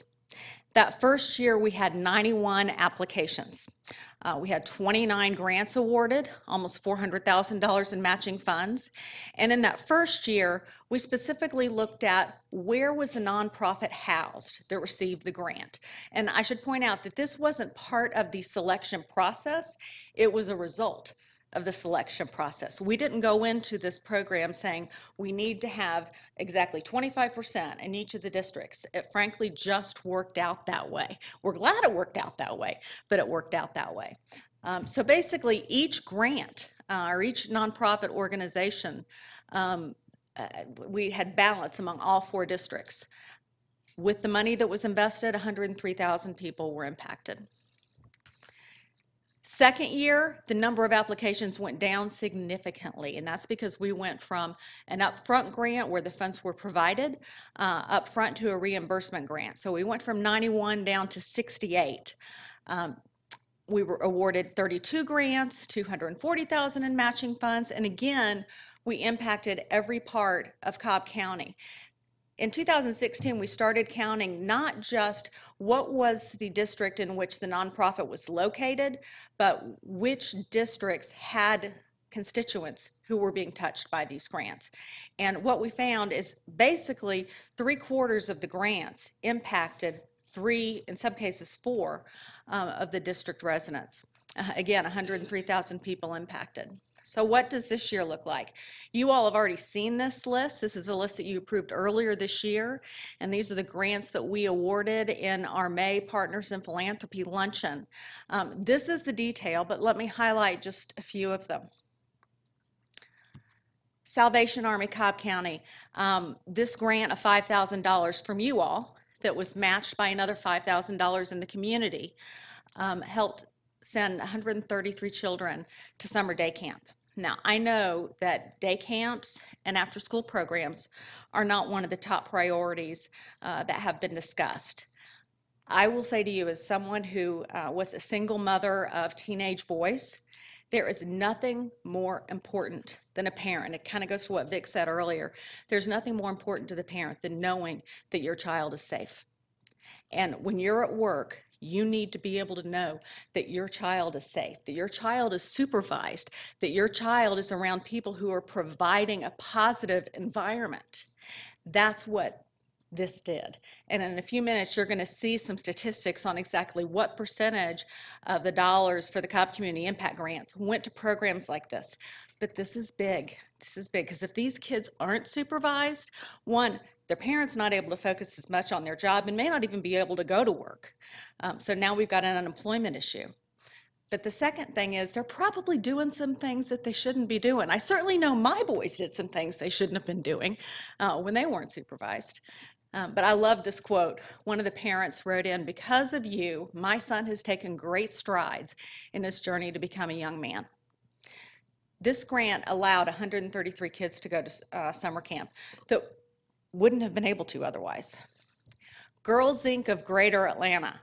This is so cool. $9,000 from you all plus a $9,500 match resulted in 65 girls. 15 of them were the teachers of this. 50 of them were the students who learned how to code. Now, can you imagine being a young girl from a low-income family that spends the summer learning how to code? Think how marketable that young lady is going to be. That's part of what your grant helped to fund.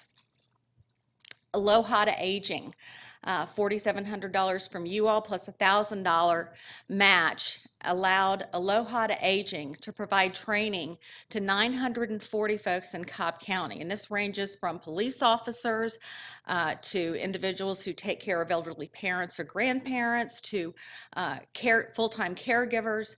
And basically, they offered two different simulations. One that allowed the individual participants to see what it was like to feel like they were aged. I don't know at what age you're aged, but aged. And then secondly, dementia, to learn what it feels like to have dementia. If any of you have ever had to deal with that with parents or grandparents, it can be devastating. And the more you're able to deal with it, the more you're able to continue to function in your ordinary life, which comes back to the rest of the community. McKenna Farms Therapy Services. This is the first year that this organization applied for a grant and also obviously received one. The grant was for $8,000. There was a $4,000 match. And McKenna Farms Therapy Services provides equine therapy for special needs children, but they've started doing it to help heroes. And so their program is called Horses with Heroes. And this quote is just great. "Horses are some of the most gentle creatures on earth and can sense when a person is having a rough time in his or her life. Sometimes that's just what you need as a combat veteran healing from old wounds." This program is helping people. Must Ministries, a program near and dear to all of our hearts, $7,200 investment from you all, $7,200 match. And when I was putting together these slides, the best description of this was it's 440 people who weren't hungry, who otherwise would have been. With this, they basically were able to open up another food pantry, and they served, you can see the numbers here that were served this particular year. If you're not hungry, I think you probably make some better choices. You pay more attention in school. Downstream impact is significant. CAPSA, you may recall that the first year of this grant, CAPSA published for all of the middle school and high schools in Marietta as well as Cobb County, a booklet that talked about the dangers of alcohol. Last year it was the dangers of drugs, and this year they took the dangers of drugs with a focus on opioids and put it into Spanish. You heard District Attorney Reynolds say earlier how many drug cases they're seeing. This is getting out information that in some cases wasn't getting out otherwise. So what are the numbers for this year? $225,000 was the sum of all the grants. Our fee this year was $25,000. We had just one less applicant, or one more applicant this year. 32 grants were awarded. You can see almost $300,000 in matching funds, 118,000 people impacted. And I should point out that we're still waiting on the final numbers to come in. What Tommy has told me is that historically those numbers end up being a little higher than what were originally projected. Since the inception you have invested in total, $1.75 million into this grant between what you have invested and what the private sector has invested. Almost 325,000 people have been touched in one form or another. Now, does that mean that of the 25,000 people who received the information on the opioid crisis that was printed in Spanish, does that mean that every single one of them had a significant outcome as a result of that? No, but it does mean that we touched that many individuals and gave that much information so they could identify signs that they might not have been able to identify otherwise. One of the things that I wanted to do is show you the population that we're serving. And so I started going through all of these applications and looking at how the individuals who have been served were referenced. And over again, I saw the word underserved, I saw the word homeless, I saw the word poverty, youth over and over again, vulnerable, at risk. When you look at that list, you can't help but look at that and think, these are people who need help. So this is how that group was impacted. When we look at just the numbers of people who are impacted by any given program, vulnerable youth, and I put vulnerable youth basically as the category for any group of youth who otherwise would not be able to be in childcare, would not be able to be at the after-school program. When Girls Inc. says that 80% of their participants are from low-income families, I consider that to be vulnerable youth. When it comes to the families in poverty would include anyone who was receiving food that was going home over the weekend. It was being delivered to students, but it was feeding the whole family. It wasn't just feeding that student. Homeless families, there are programs that are geared specifically toward the homeless families. Then we have children with special needs and sick and injured. You can see the breakout based upon strictly the numbers of people. But then I wanted to look at it in terms of how much are we actually investing into each of those populations, because some of the numbers get a little skewed based upon what the program was. So we're still putting vulnerable youth at the top. A little over a third of the funds are going toward that population. But then we also have a very strong focus on families in poverty, homeless families coming in next.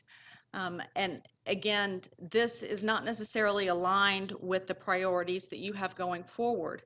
But the fact that you have created some priorities for us, I think, can be helpful in making sure that the dollars are used in the way that you all think they should be. Then we looked at this from a perspective of primary services. $144,000 went to the summer and after school programs. And again, I personally think that is one of the best investments that the county can make. You're keeping kids off the streets, you're keeping them productive, you're giving them a positive environment. In many cases, you're reinforcing what they learned during the school year. They're reading, they're at PAL, working with some of the officers, creating those relationships there. But they're not either sitting at home in front of the TV or doing things that they're trying to hide from mom. The next largest category was food and nutrition. Again, this isn't just feeding the students who are being given the food to take home, and that really is the essence of a lot of the programs that we supported through this grant. But you're feeding the entire family, and you're feeding them in some cases over the Christmas break, and you're feeding them throughout the summer, as with the Y Summer Lunch Program. The homeless transition support, that was a tough category to give a name to, but it's basically doing anything that is helping a family transition out of hopelessness or homelessness. One of those grants was for the YWCA, Live Safe. Live Safe Resources, and that actually was helping to fund the apartment deposits for women who were transitioning out of housing at Live Safe but had no way to move into their own permanent residence because they had to have money to pay a deposit. They had no money to pay the deposit. We were able to help fund that. Then we looked at this in terms of the county investment per person, per service. One of the questions that we were asked actually prior to this presentation was it was important that we could help explain how these services could or could not be provided by the county. And I'll tell you right now, I can't tell you whether or not the county could provide all these services. But what I can tell you is these services are being provided pretty darn cost effectively through this grant. And that's your investment, that's the tax dollar investment, and your investment is being leveraged by private dollars that may or may not happen if those services are provided directly through the county.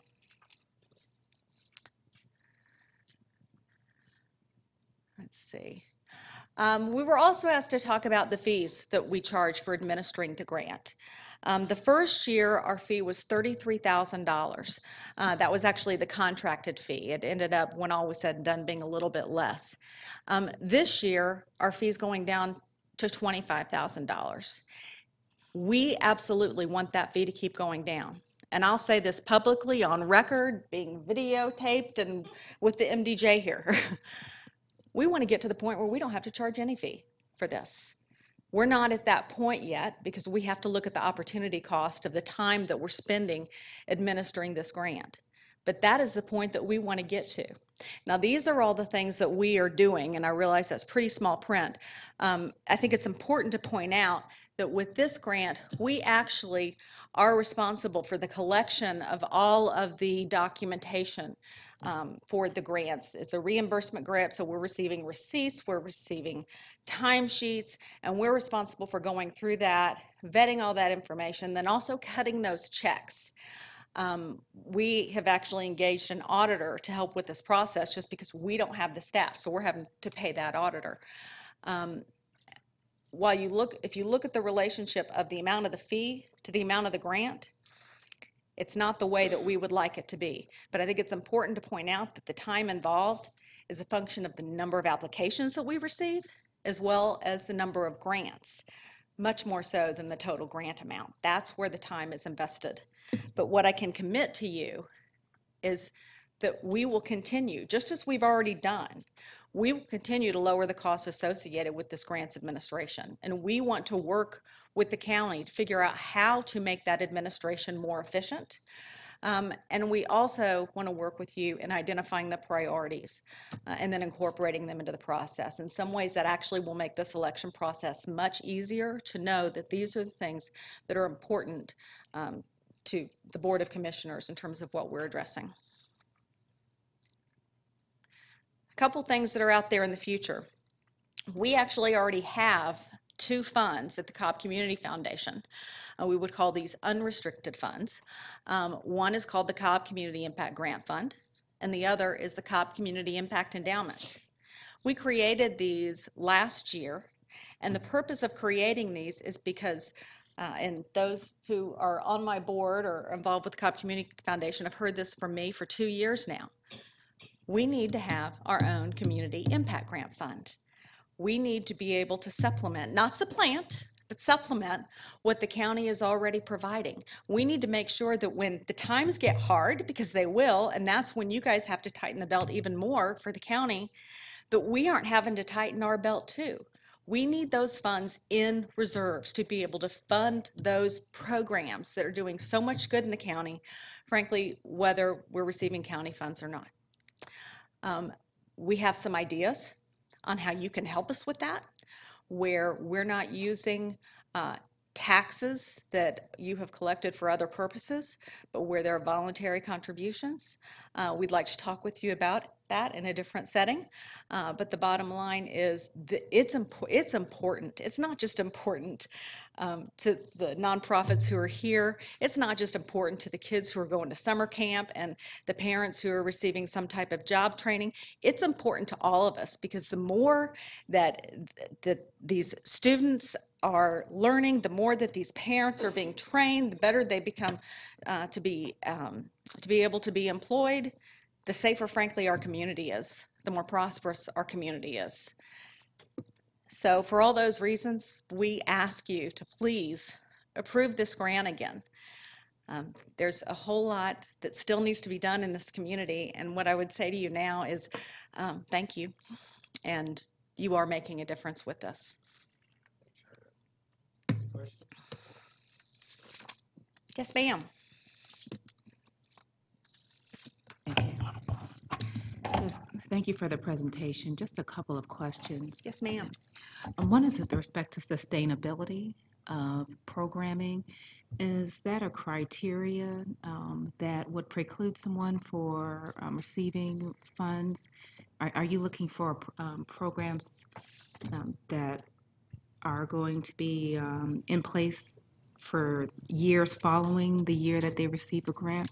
We're not necessarily looking for the programs that will be in place year over year. We're looking for the organizations that if the program is successful, if they deem it to be effective, that they will be able to continue that program going forward. So it's Okay. not that the program itself has to be the one that's going to continue. The organization has to be able to keep that program in place in the future if they Okay. choose to. And this is without funds, or could sustain it with continued grant funds or impact grant funds? If the program is one that has already been in place and they are able to fund that program for the second year, if they've served 50 students, for example, if they can fund the programs themselves for that 50 students the second year, Themselves. but if they want to serve another 50, we can help fund the additional 50 students. But we Okay. want the program that they created, we want them to be able to sustain it in the future. Okay, good. And you and I may have talked about this. I know the impact grant provides an entry point for some organizations to receive funding that may not be eligible, or eligible may not be the right term. May not be most likely to receive grants under the more traditional Cobb Collaborative program. So in getting those programs to become more sustainable, is there a coaching element provided for some of the newer nonprofits, or is that something that can be considered? That's absolutely something that can be considered. In terms of the coaching that we have done is when organizations did not receive a grant, if they wanted to understand what are some of the issues that potentially were hindrance for them to receive a grant, we will go through those with them. Okay. And we have addressed certain things about their balance sheets, their board. If an organization's board is made up strictly of family members or the family and the next door neighbors, Okay. that's a problem. Yeah. And we do want to see that they have funding that's coming in from various sources, not just one. Okay. So that's the kind of feedback that we give to organizations. Okay. Ongoing coaching we haven't done, Okay. but that's something that we certainly could look to in the future. Okay, thank you. Thank you. Thank you, Sherry, for the presentation. As we talked before, what I would like to see moving forward is any organization that you bring forward, that the two things, one would be, what is their overhead? What is the percentage of the money that they get that does not go to the program, but instead goes to administration? And the second would be how you would show that organization's mission, if not done by them, would have to be picked up by the county. So I know you kind of mentioned that you kind of mentioned it when you were talking, but that's kind of what I would like to see. Thank you. Okay, thank you very much. Thank you.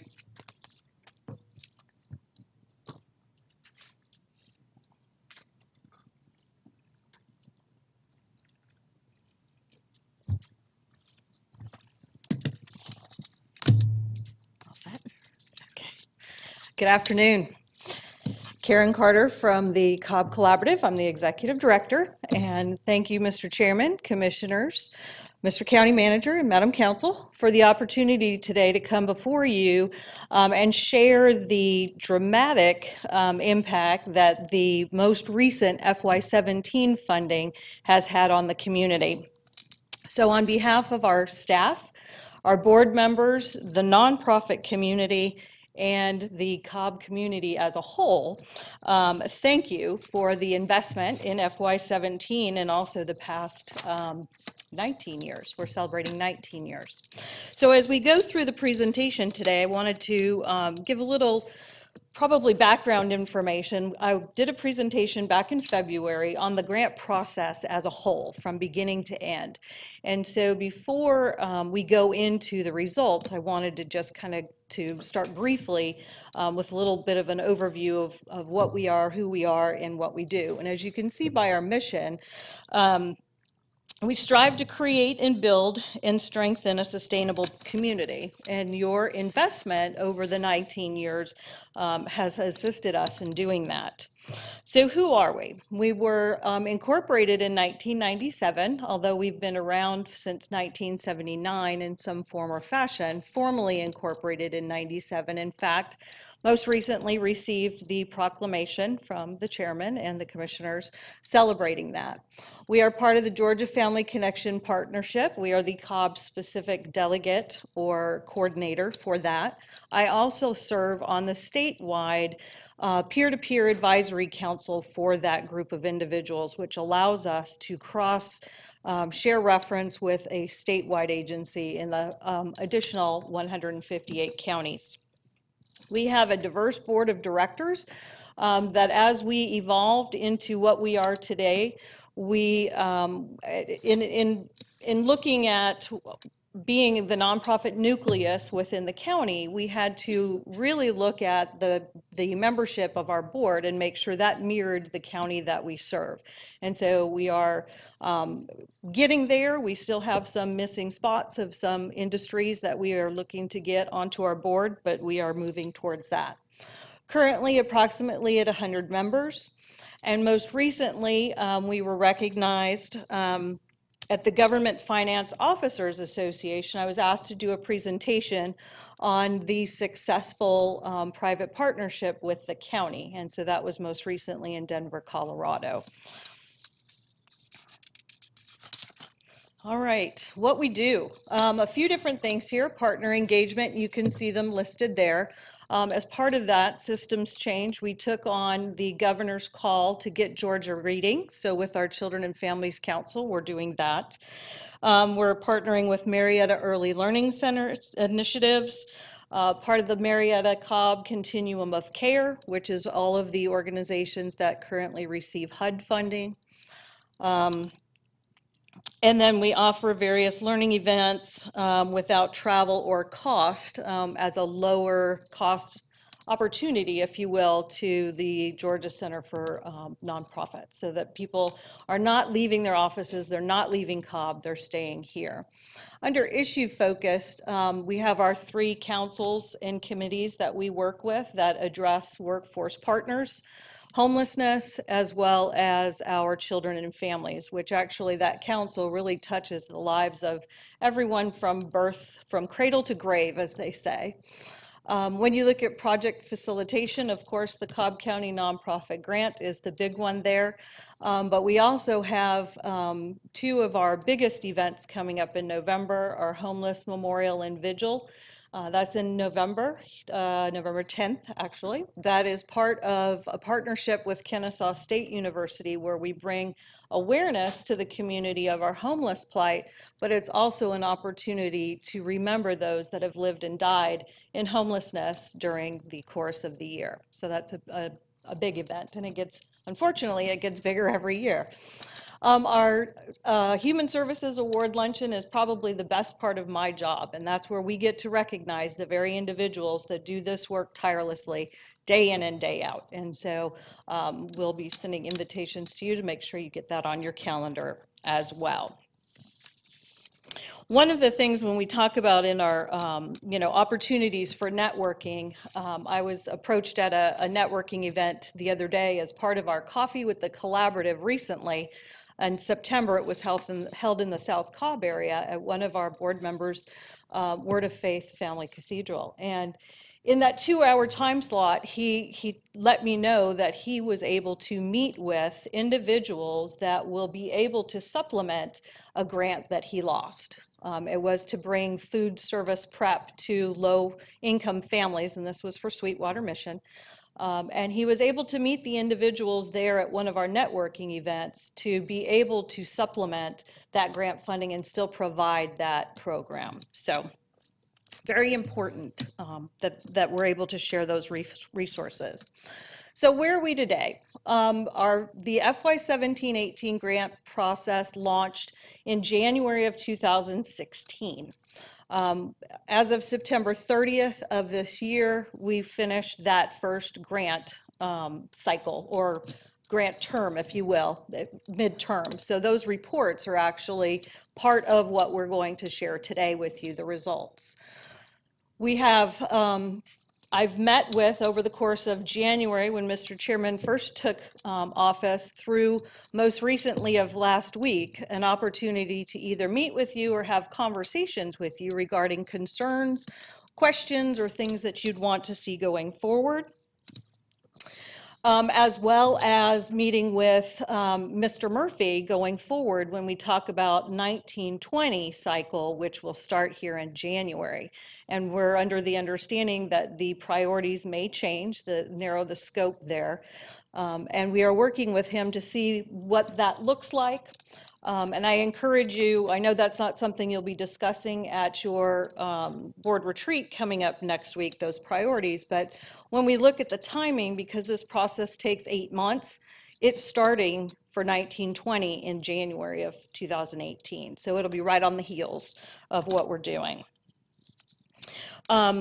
Commissioner Ott asked about, and Sherry touched on it, whether or not the county can provide the services of where we're actually recommended funding, or the organizations that received funding. And to Sherry's point, without knowing the entire scope of the county's inner staff and workings, I can tell you that the nonprofit organizations are better prepared to provide these services, both cost effectively, as well as there's a certain trust factor. When you work with the individuals that we are serving in our community that are the most vulnerable, 9 times out of 10, they don't want to do it at a government office. They want to work with somebody who might be a peer. Quite often you'll see, especially with the extension, with the funding that they do for recovery purposes, they often employ several of those that have gone through and graduated the program. And so that becomes a mentor-mentee type situation versus an employee versus a client. And so our nonprofits are better prepared to provide these services to our most vulnerable populations. Okay, if we look at this, this slide is provided by the finance department, which actually walks with us hand in hand during this process from beginning to end. We have one representative on our committee that helps develop the grant application, the guide, training materials, and all of the items that go with that. Kathy Brown has been instrumental in helping to develop these, and she has obviously the county and the finance department's best interests when she goes into any discussion with us regarding that. But when you look at the funds dispersed, and this gives a history just by FY07, excuse me, please consider our population during that year was 691,496 individuals. When you see the first cut in 2011, the population was 697,534. In 2012, it was cut again. The population was 707,846 people. And then most recently with FY17, the population as of 2016, because we're not done with 2017 yet, was 748,150 individuals. So with every cut that we saw through the funding, we saw our population increasing to the tune of, just during this time frame, almost 57,000 individuals in addition to our population in Cobb County. And when you see that, you exponentially saw our poverty rates increasing and so on.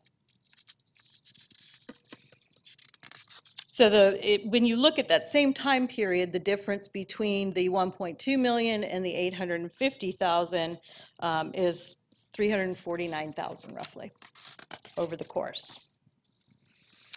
So this is the grant process. Without going into it into too much details, it starts with an RFP presentation where we walk with the applicant line by line through the actual application and hope to provide them with all of the tools they need to successfully complete and submit the application. From there, it moves on to a peer review evaluation. And several times I'm often asked, is that really the best way to handle this? Well, if you consider the peer review evaluation team is actually nonprofit leaders, the very people that write grants and work with grants and manage grants every day, they're the most experienced people. We also add, where we can, a finance individual to further mitigate the county risk so that we can look at the financial viability of an organization. Part of this peer review process is a site visit. They actually go, these 3-people team go to an organization, and that's their opportunity to shine. It's their opportunity to prove to that team why they deserve that funding and why they need it. And so at that point, I'm told often what happens is it's an opportunity for the applicant to ask questions of this leader team of, well, if you don't score me higher here, how come? And how can I do better next time? So whether it's a discussion on my outcome measurement tool is not as effective as it could be, or maybe your narrative could have shown this, they are given actually their scores, so they know exactly if their points were deducted, why, and then there's an appeals process. So they're able to come back and say, well, I understand you took away 5 points for this, but I don't agree, and here's why. And so that is a process that happens through this, which is unheard of in the funding cycle. Through that, as you see, it moves through the recommendations process. The Cobb Collaborative Board reviews it and the rationale attached to it. And then in the past, I was asked to sit down with the chairman and the county manager to present those recommendations. And those are the individual organizations that scored high enough to be considered for funding. And from their implementation, and reporting. So we're at reporting right now for the FY17, which is what we call our midterm, because we are talking about a 2-year cycle. When all is said and done, we utilize over 600 volunteer hours to complete this process.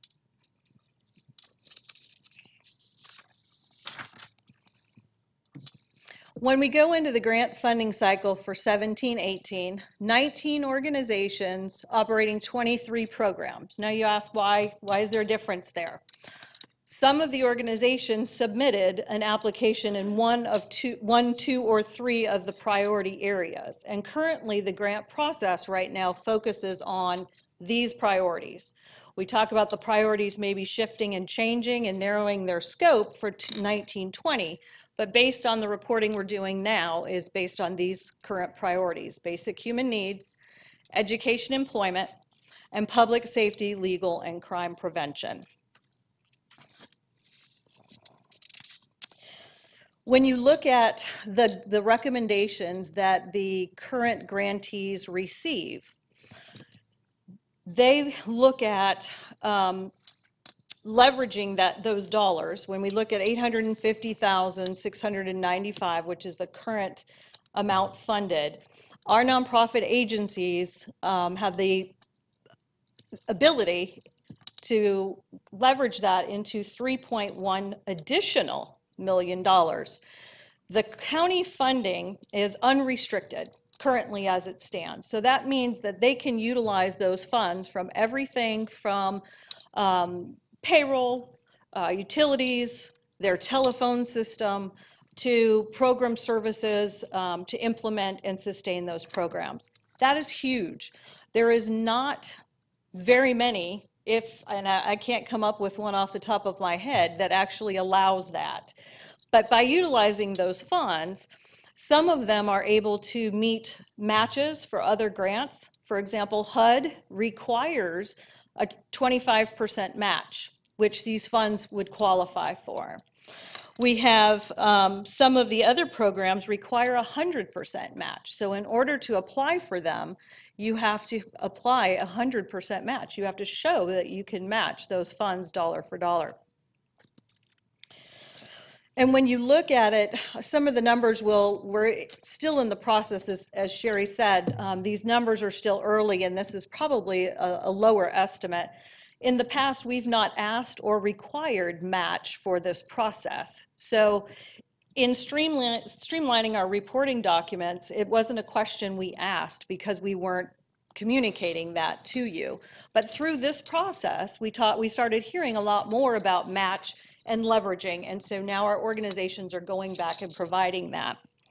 So when we talk about leveraging, I want you to consider, or if you will consider, one of our organizations utilizing their grant, part of their grant, for payroll staff. So their development director, marketing team, development team, they are paid through funding through this county. They, in turn, go through and provide services for fundraising, development, getting donors. They were able to turn that into 1.2 million additional dollars. So when we talk about eliminating this funding, we're also eliminating the opportunity for these organizations to be able to turn these dollars into so much more. And as Sherry mentioned, our data is collected a little differently. We're doing outcome-based reporting versus output. So we are looking at a sustainable behavioral change when we look at these outcomes. So those that are going from homelessness to stably housed, those that are going from unemployment situations to being employed. Children, crime prevention, we heard from Mr. Reynolds earlier. These all tie together on how we can affect these things within our community. All right, so when we talk about results, again, these are the basic human needs criteria or outcome that our organizations who apply have to choose one of these.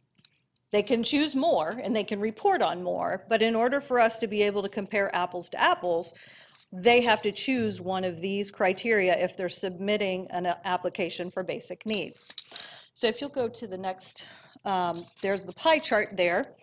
So when you look at number of persons sheltered, 1,069. So that's the amount of people that either, they were sheltered, I'm sorry. Then when you look at number of persons obtaining or remaining stably housed, 1,131 individuals. So those are individuals that we are preventing homelessness. Number of persons receiving food, 9,316, which I'll point out, when you look at that, as part of the 9,000 persons receiving food, slightly over 3,000 individuals receive food through the Center for Family Resources Thanks for Giving program. So that was a one-time impact on that, but that still leaves over 6,000 individuals receiving food from year-round pantries. Number of persons receiving clothing, 240. And number of persons who maintained or improved their health status of 63. So that's just in the basic needs category. So when we go to education employment, there are our criteria. So you'll see there's criteria for early learning, youth education, adult education, and employment. So the numbers, as they coincide, parents and or caregivers increase knowledge and skills to support early childhood development, 183. The corresponding number for youth education, if you'll change to the pie, thanks. Oh, I guess I could do it over here too. Youth education would be 2,074. Adult education, 435. And employment, 463. And those are the numbers just for education and employment. So if we go, here's our public safety, legal, and crime. These are the outcomes in which they had to report out. And so when you look at that, the youth have improved school attendance, academic performance, and few incidences of delinquent behavior, 74. Youth report or demonstrate improvement in emotional awareness, 501. Incidences of violence are reduced, 1,064. And yes, ma'am. On that data, are you looking at individuals and their incidence of violence? Or are you looking at a community, a school? I'm sorry, I didn't. How do you measure that data on reduced incidences of violence? Are you looking at a geographic area? Looking at Individuals. individuals? Okay. Individuals, yes, ma'am. Thank you. And that incidences of violence are reduced as 1,064 individuals. Okay.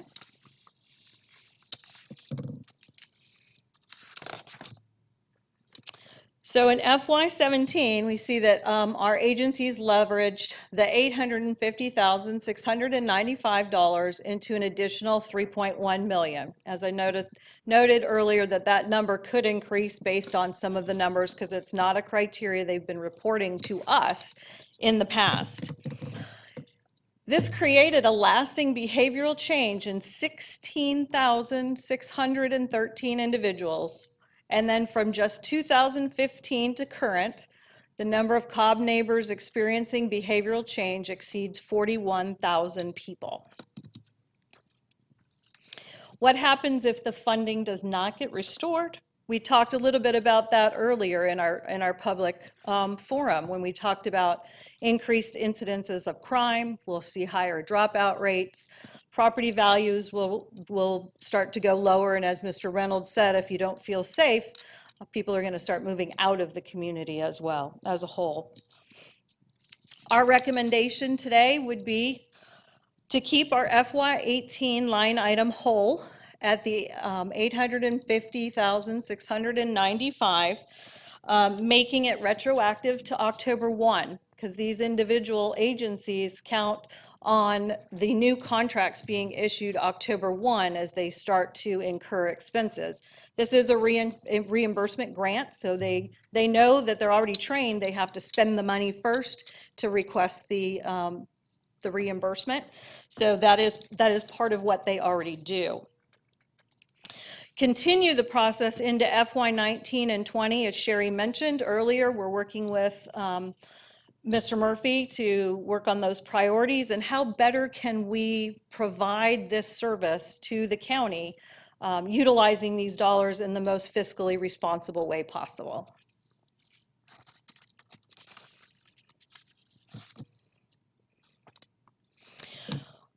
If I can just close with a couple of points of data. When you look at the number of clients sheltered and stably housed, thus avoiding homelessness and the use of government resources, that increased to 2,262, which is a 171% increase over the last year alone. We talked about food provisioning. It was a 66% increase over last year, which was a dramatic impact. And when you look at it as an example of leveraging, we can use this way.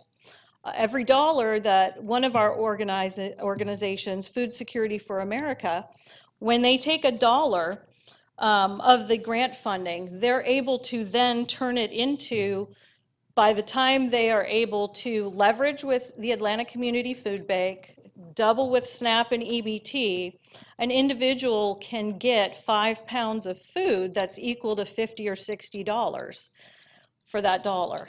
So it is exponentially able to multiply across different ways.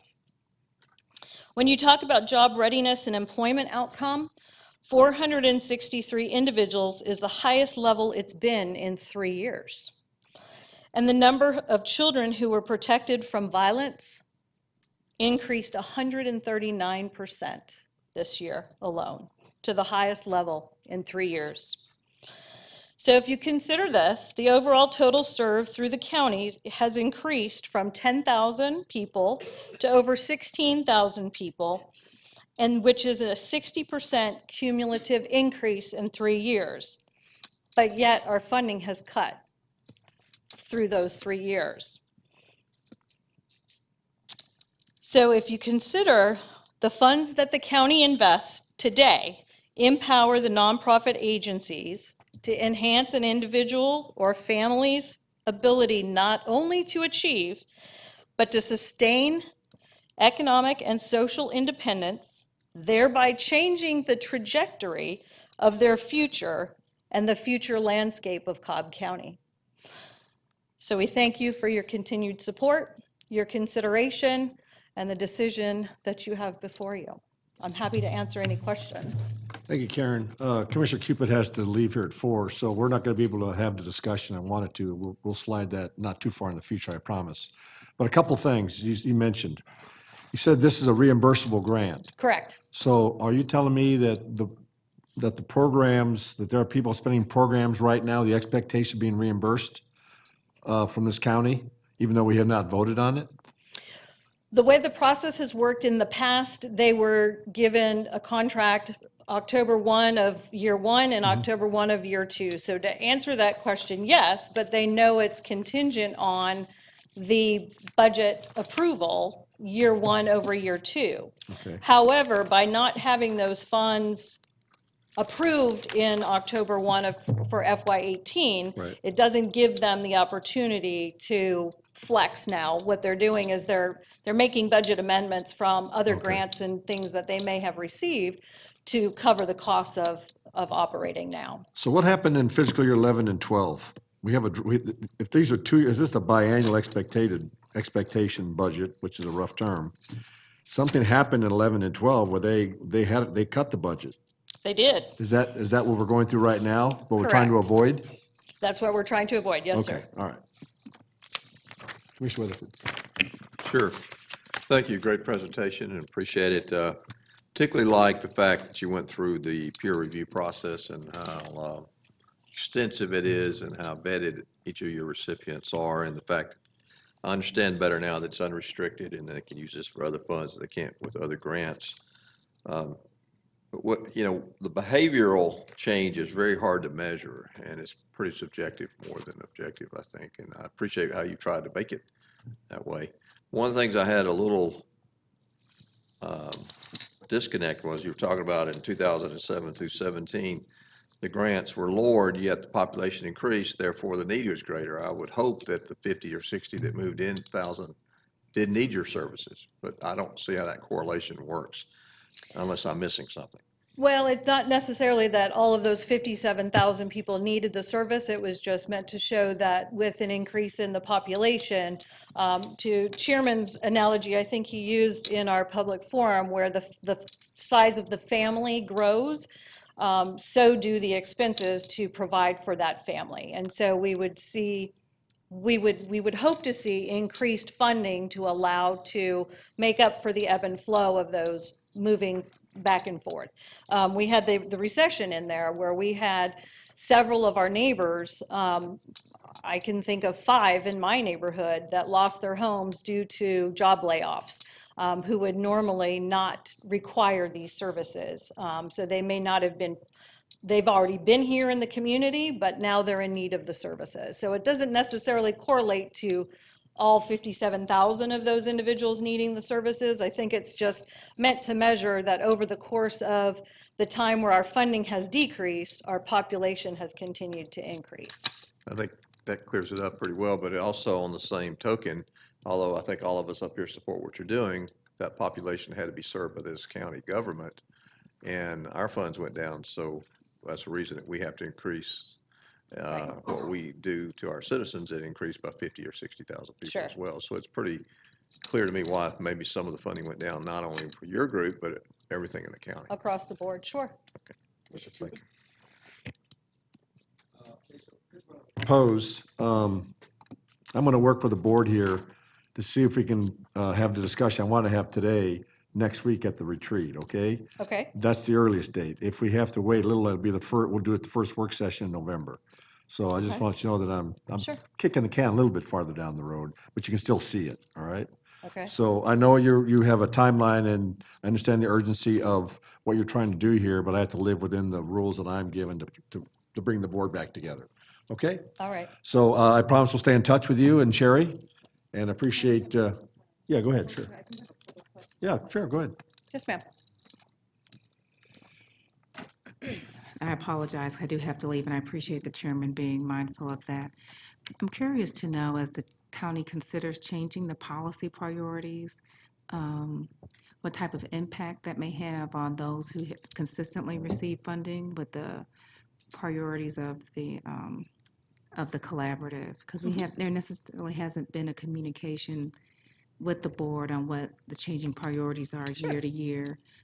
So I'm just curious to know how that impacts how the collaborative embraces and supports nonprofits who've been used to getting funding. Well, to answer the first part of your question, the priorities as they've been presented to me, which obviously have not been reviewed with you yet, it's a discussion. Whoa. I'm sorry. You're talking about Mr. Murphy's priorities? Yes. Yes, they have been presented. They to the haven't been board. approved by you. That's Yes, correct. that's- They- Okay, I'm We're still in sorry. discussion Excuse about, me. okay, I Yes, just want to ma'am. make sure that, I retract that. Okay, well, just You've a small you've reviewed them, modification. you've not approved them, so we can't move forward with those, but they've been provided to us. And based on the list of those priorities, when we look at our current grantees, there's a potential that 11 of the 19 would not fit in the criteria if those priorities are approved. Now, as far as further support for those, obviously, we still have our, the peer review process. We still have the opportunities for them to network and meet amongst each other. Those things would all have to be discussed on how we could further approach support for those not being able to be funded through this process any longer. Okay. Another question I have is with respect to funding of the collaborative. Does all of the funding that the collaborative, the administrative body, that it receives, is it all coming from Cobb County government, or are there any funds that are coming from other sources? For us personally, the Yes. collaborative, Yes. we have 3 revenue streams. We get the facilitation outsourcing fee from the county. We also get state funding to function as the Georgia Family Connection Coordinator through the statewide agency. And then we receive membership dues, which are really about 10–11% of our budget for the membership dues. It's not a huge resource there. Okay. So we have other revenue streams, yes.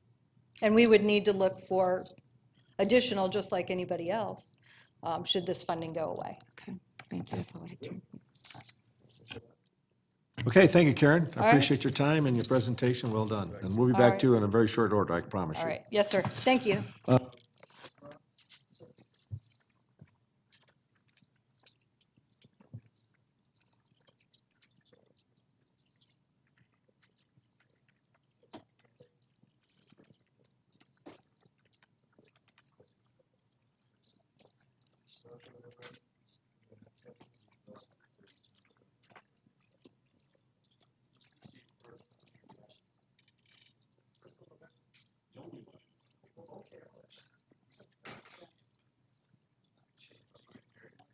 Here's what we're going to do. The next briefing is pretty extensive, and in fairness to Dana Johnson's team, we're going to slide this presentation until next month's work session. There's a lot of small moving parts in there, and I think it's only fair. Plus, we'll be down to 3 members of the board, and I think this is a presentation all members of the board need to hear. So with that, we're adjourned.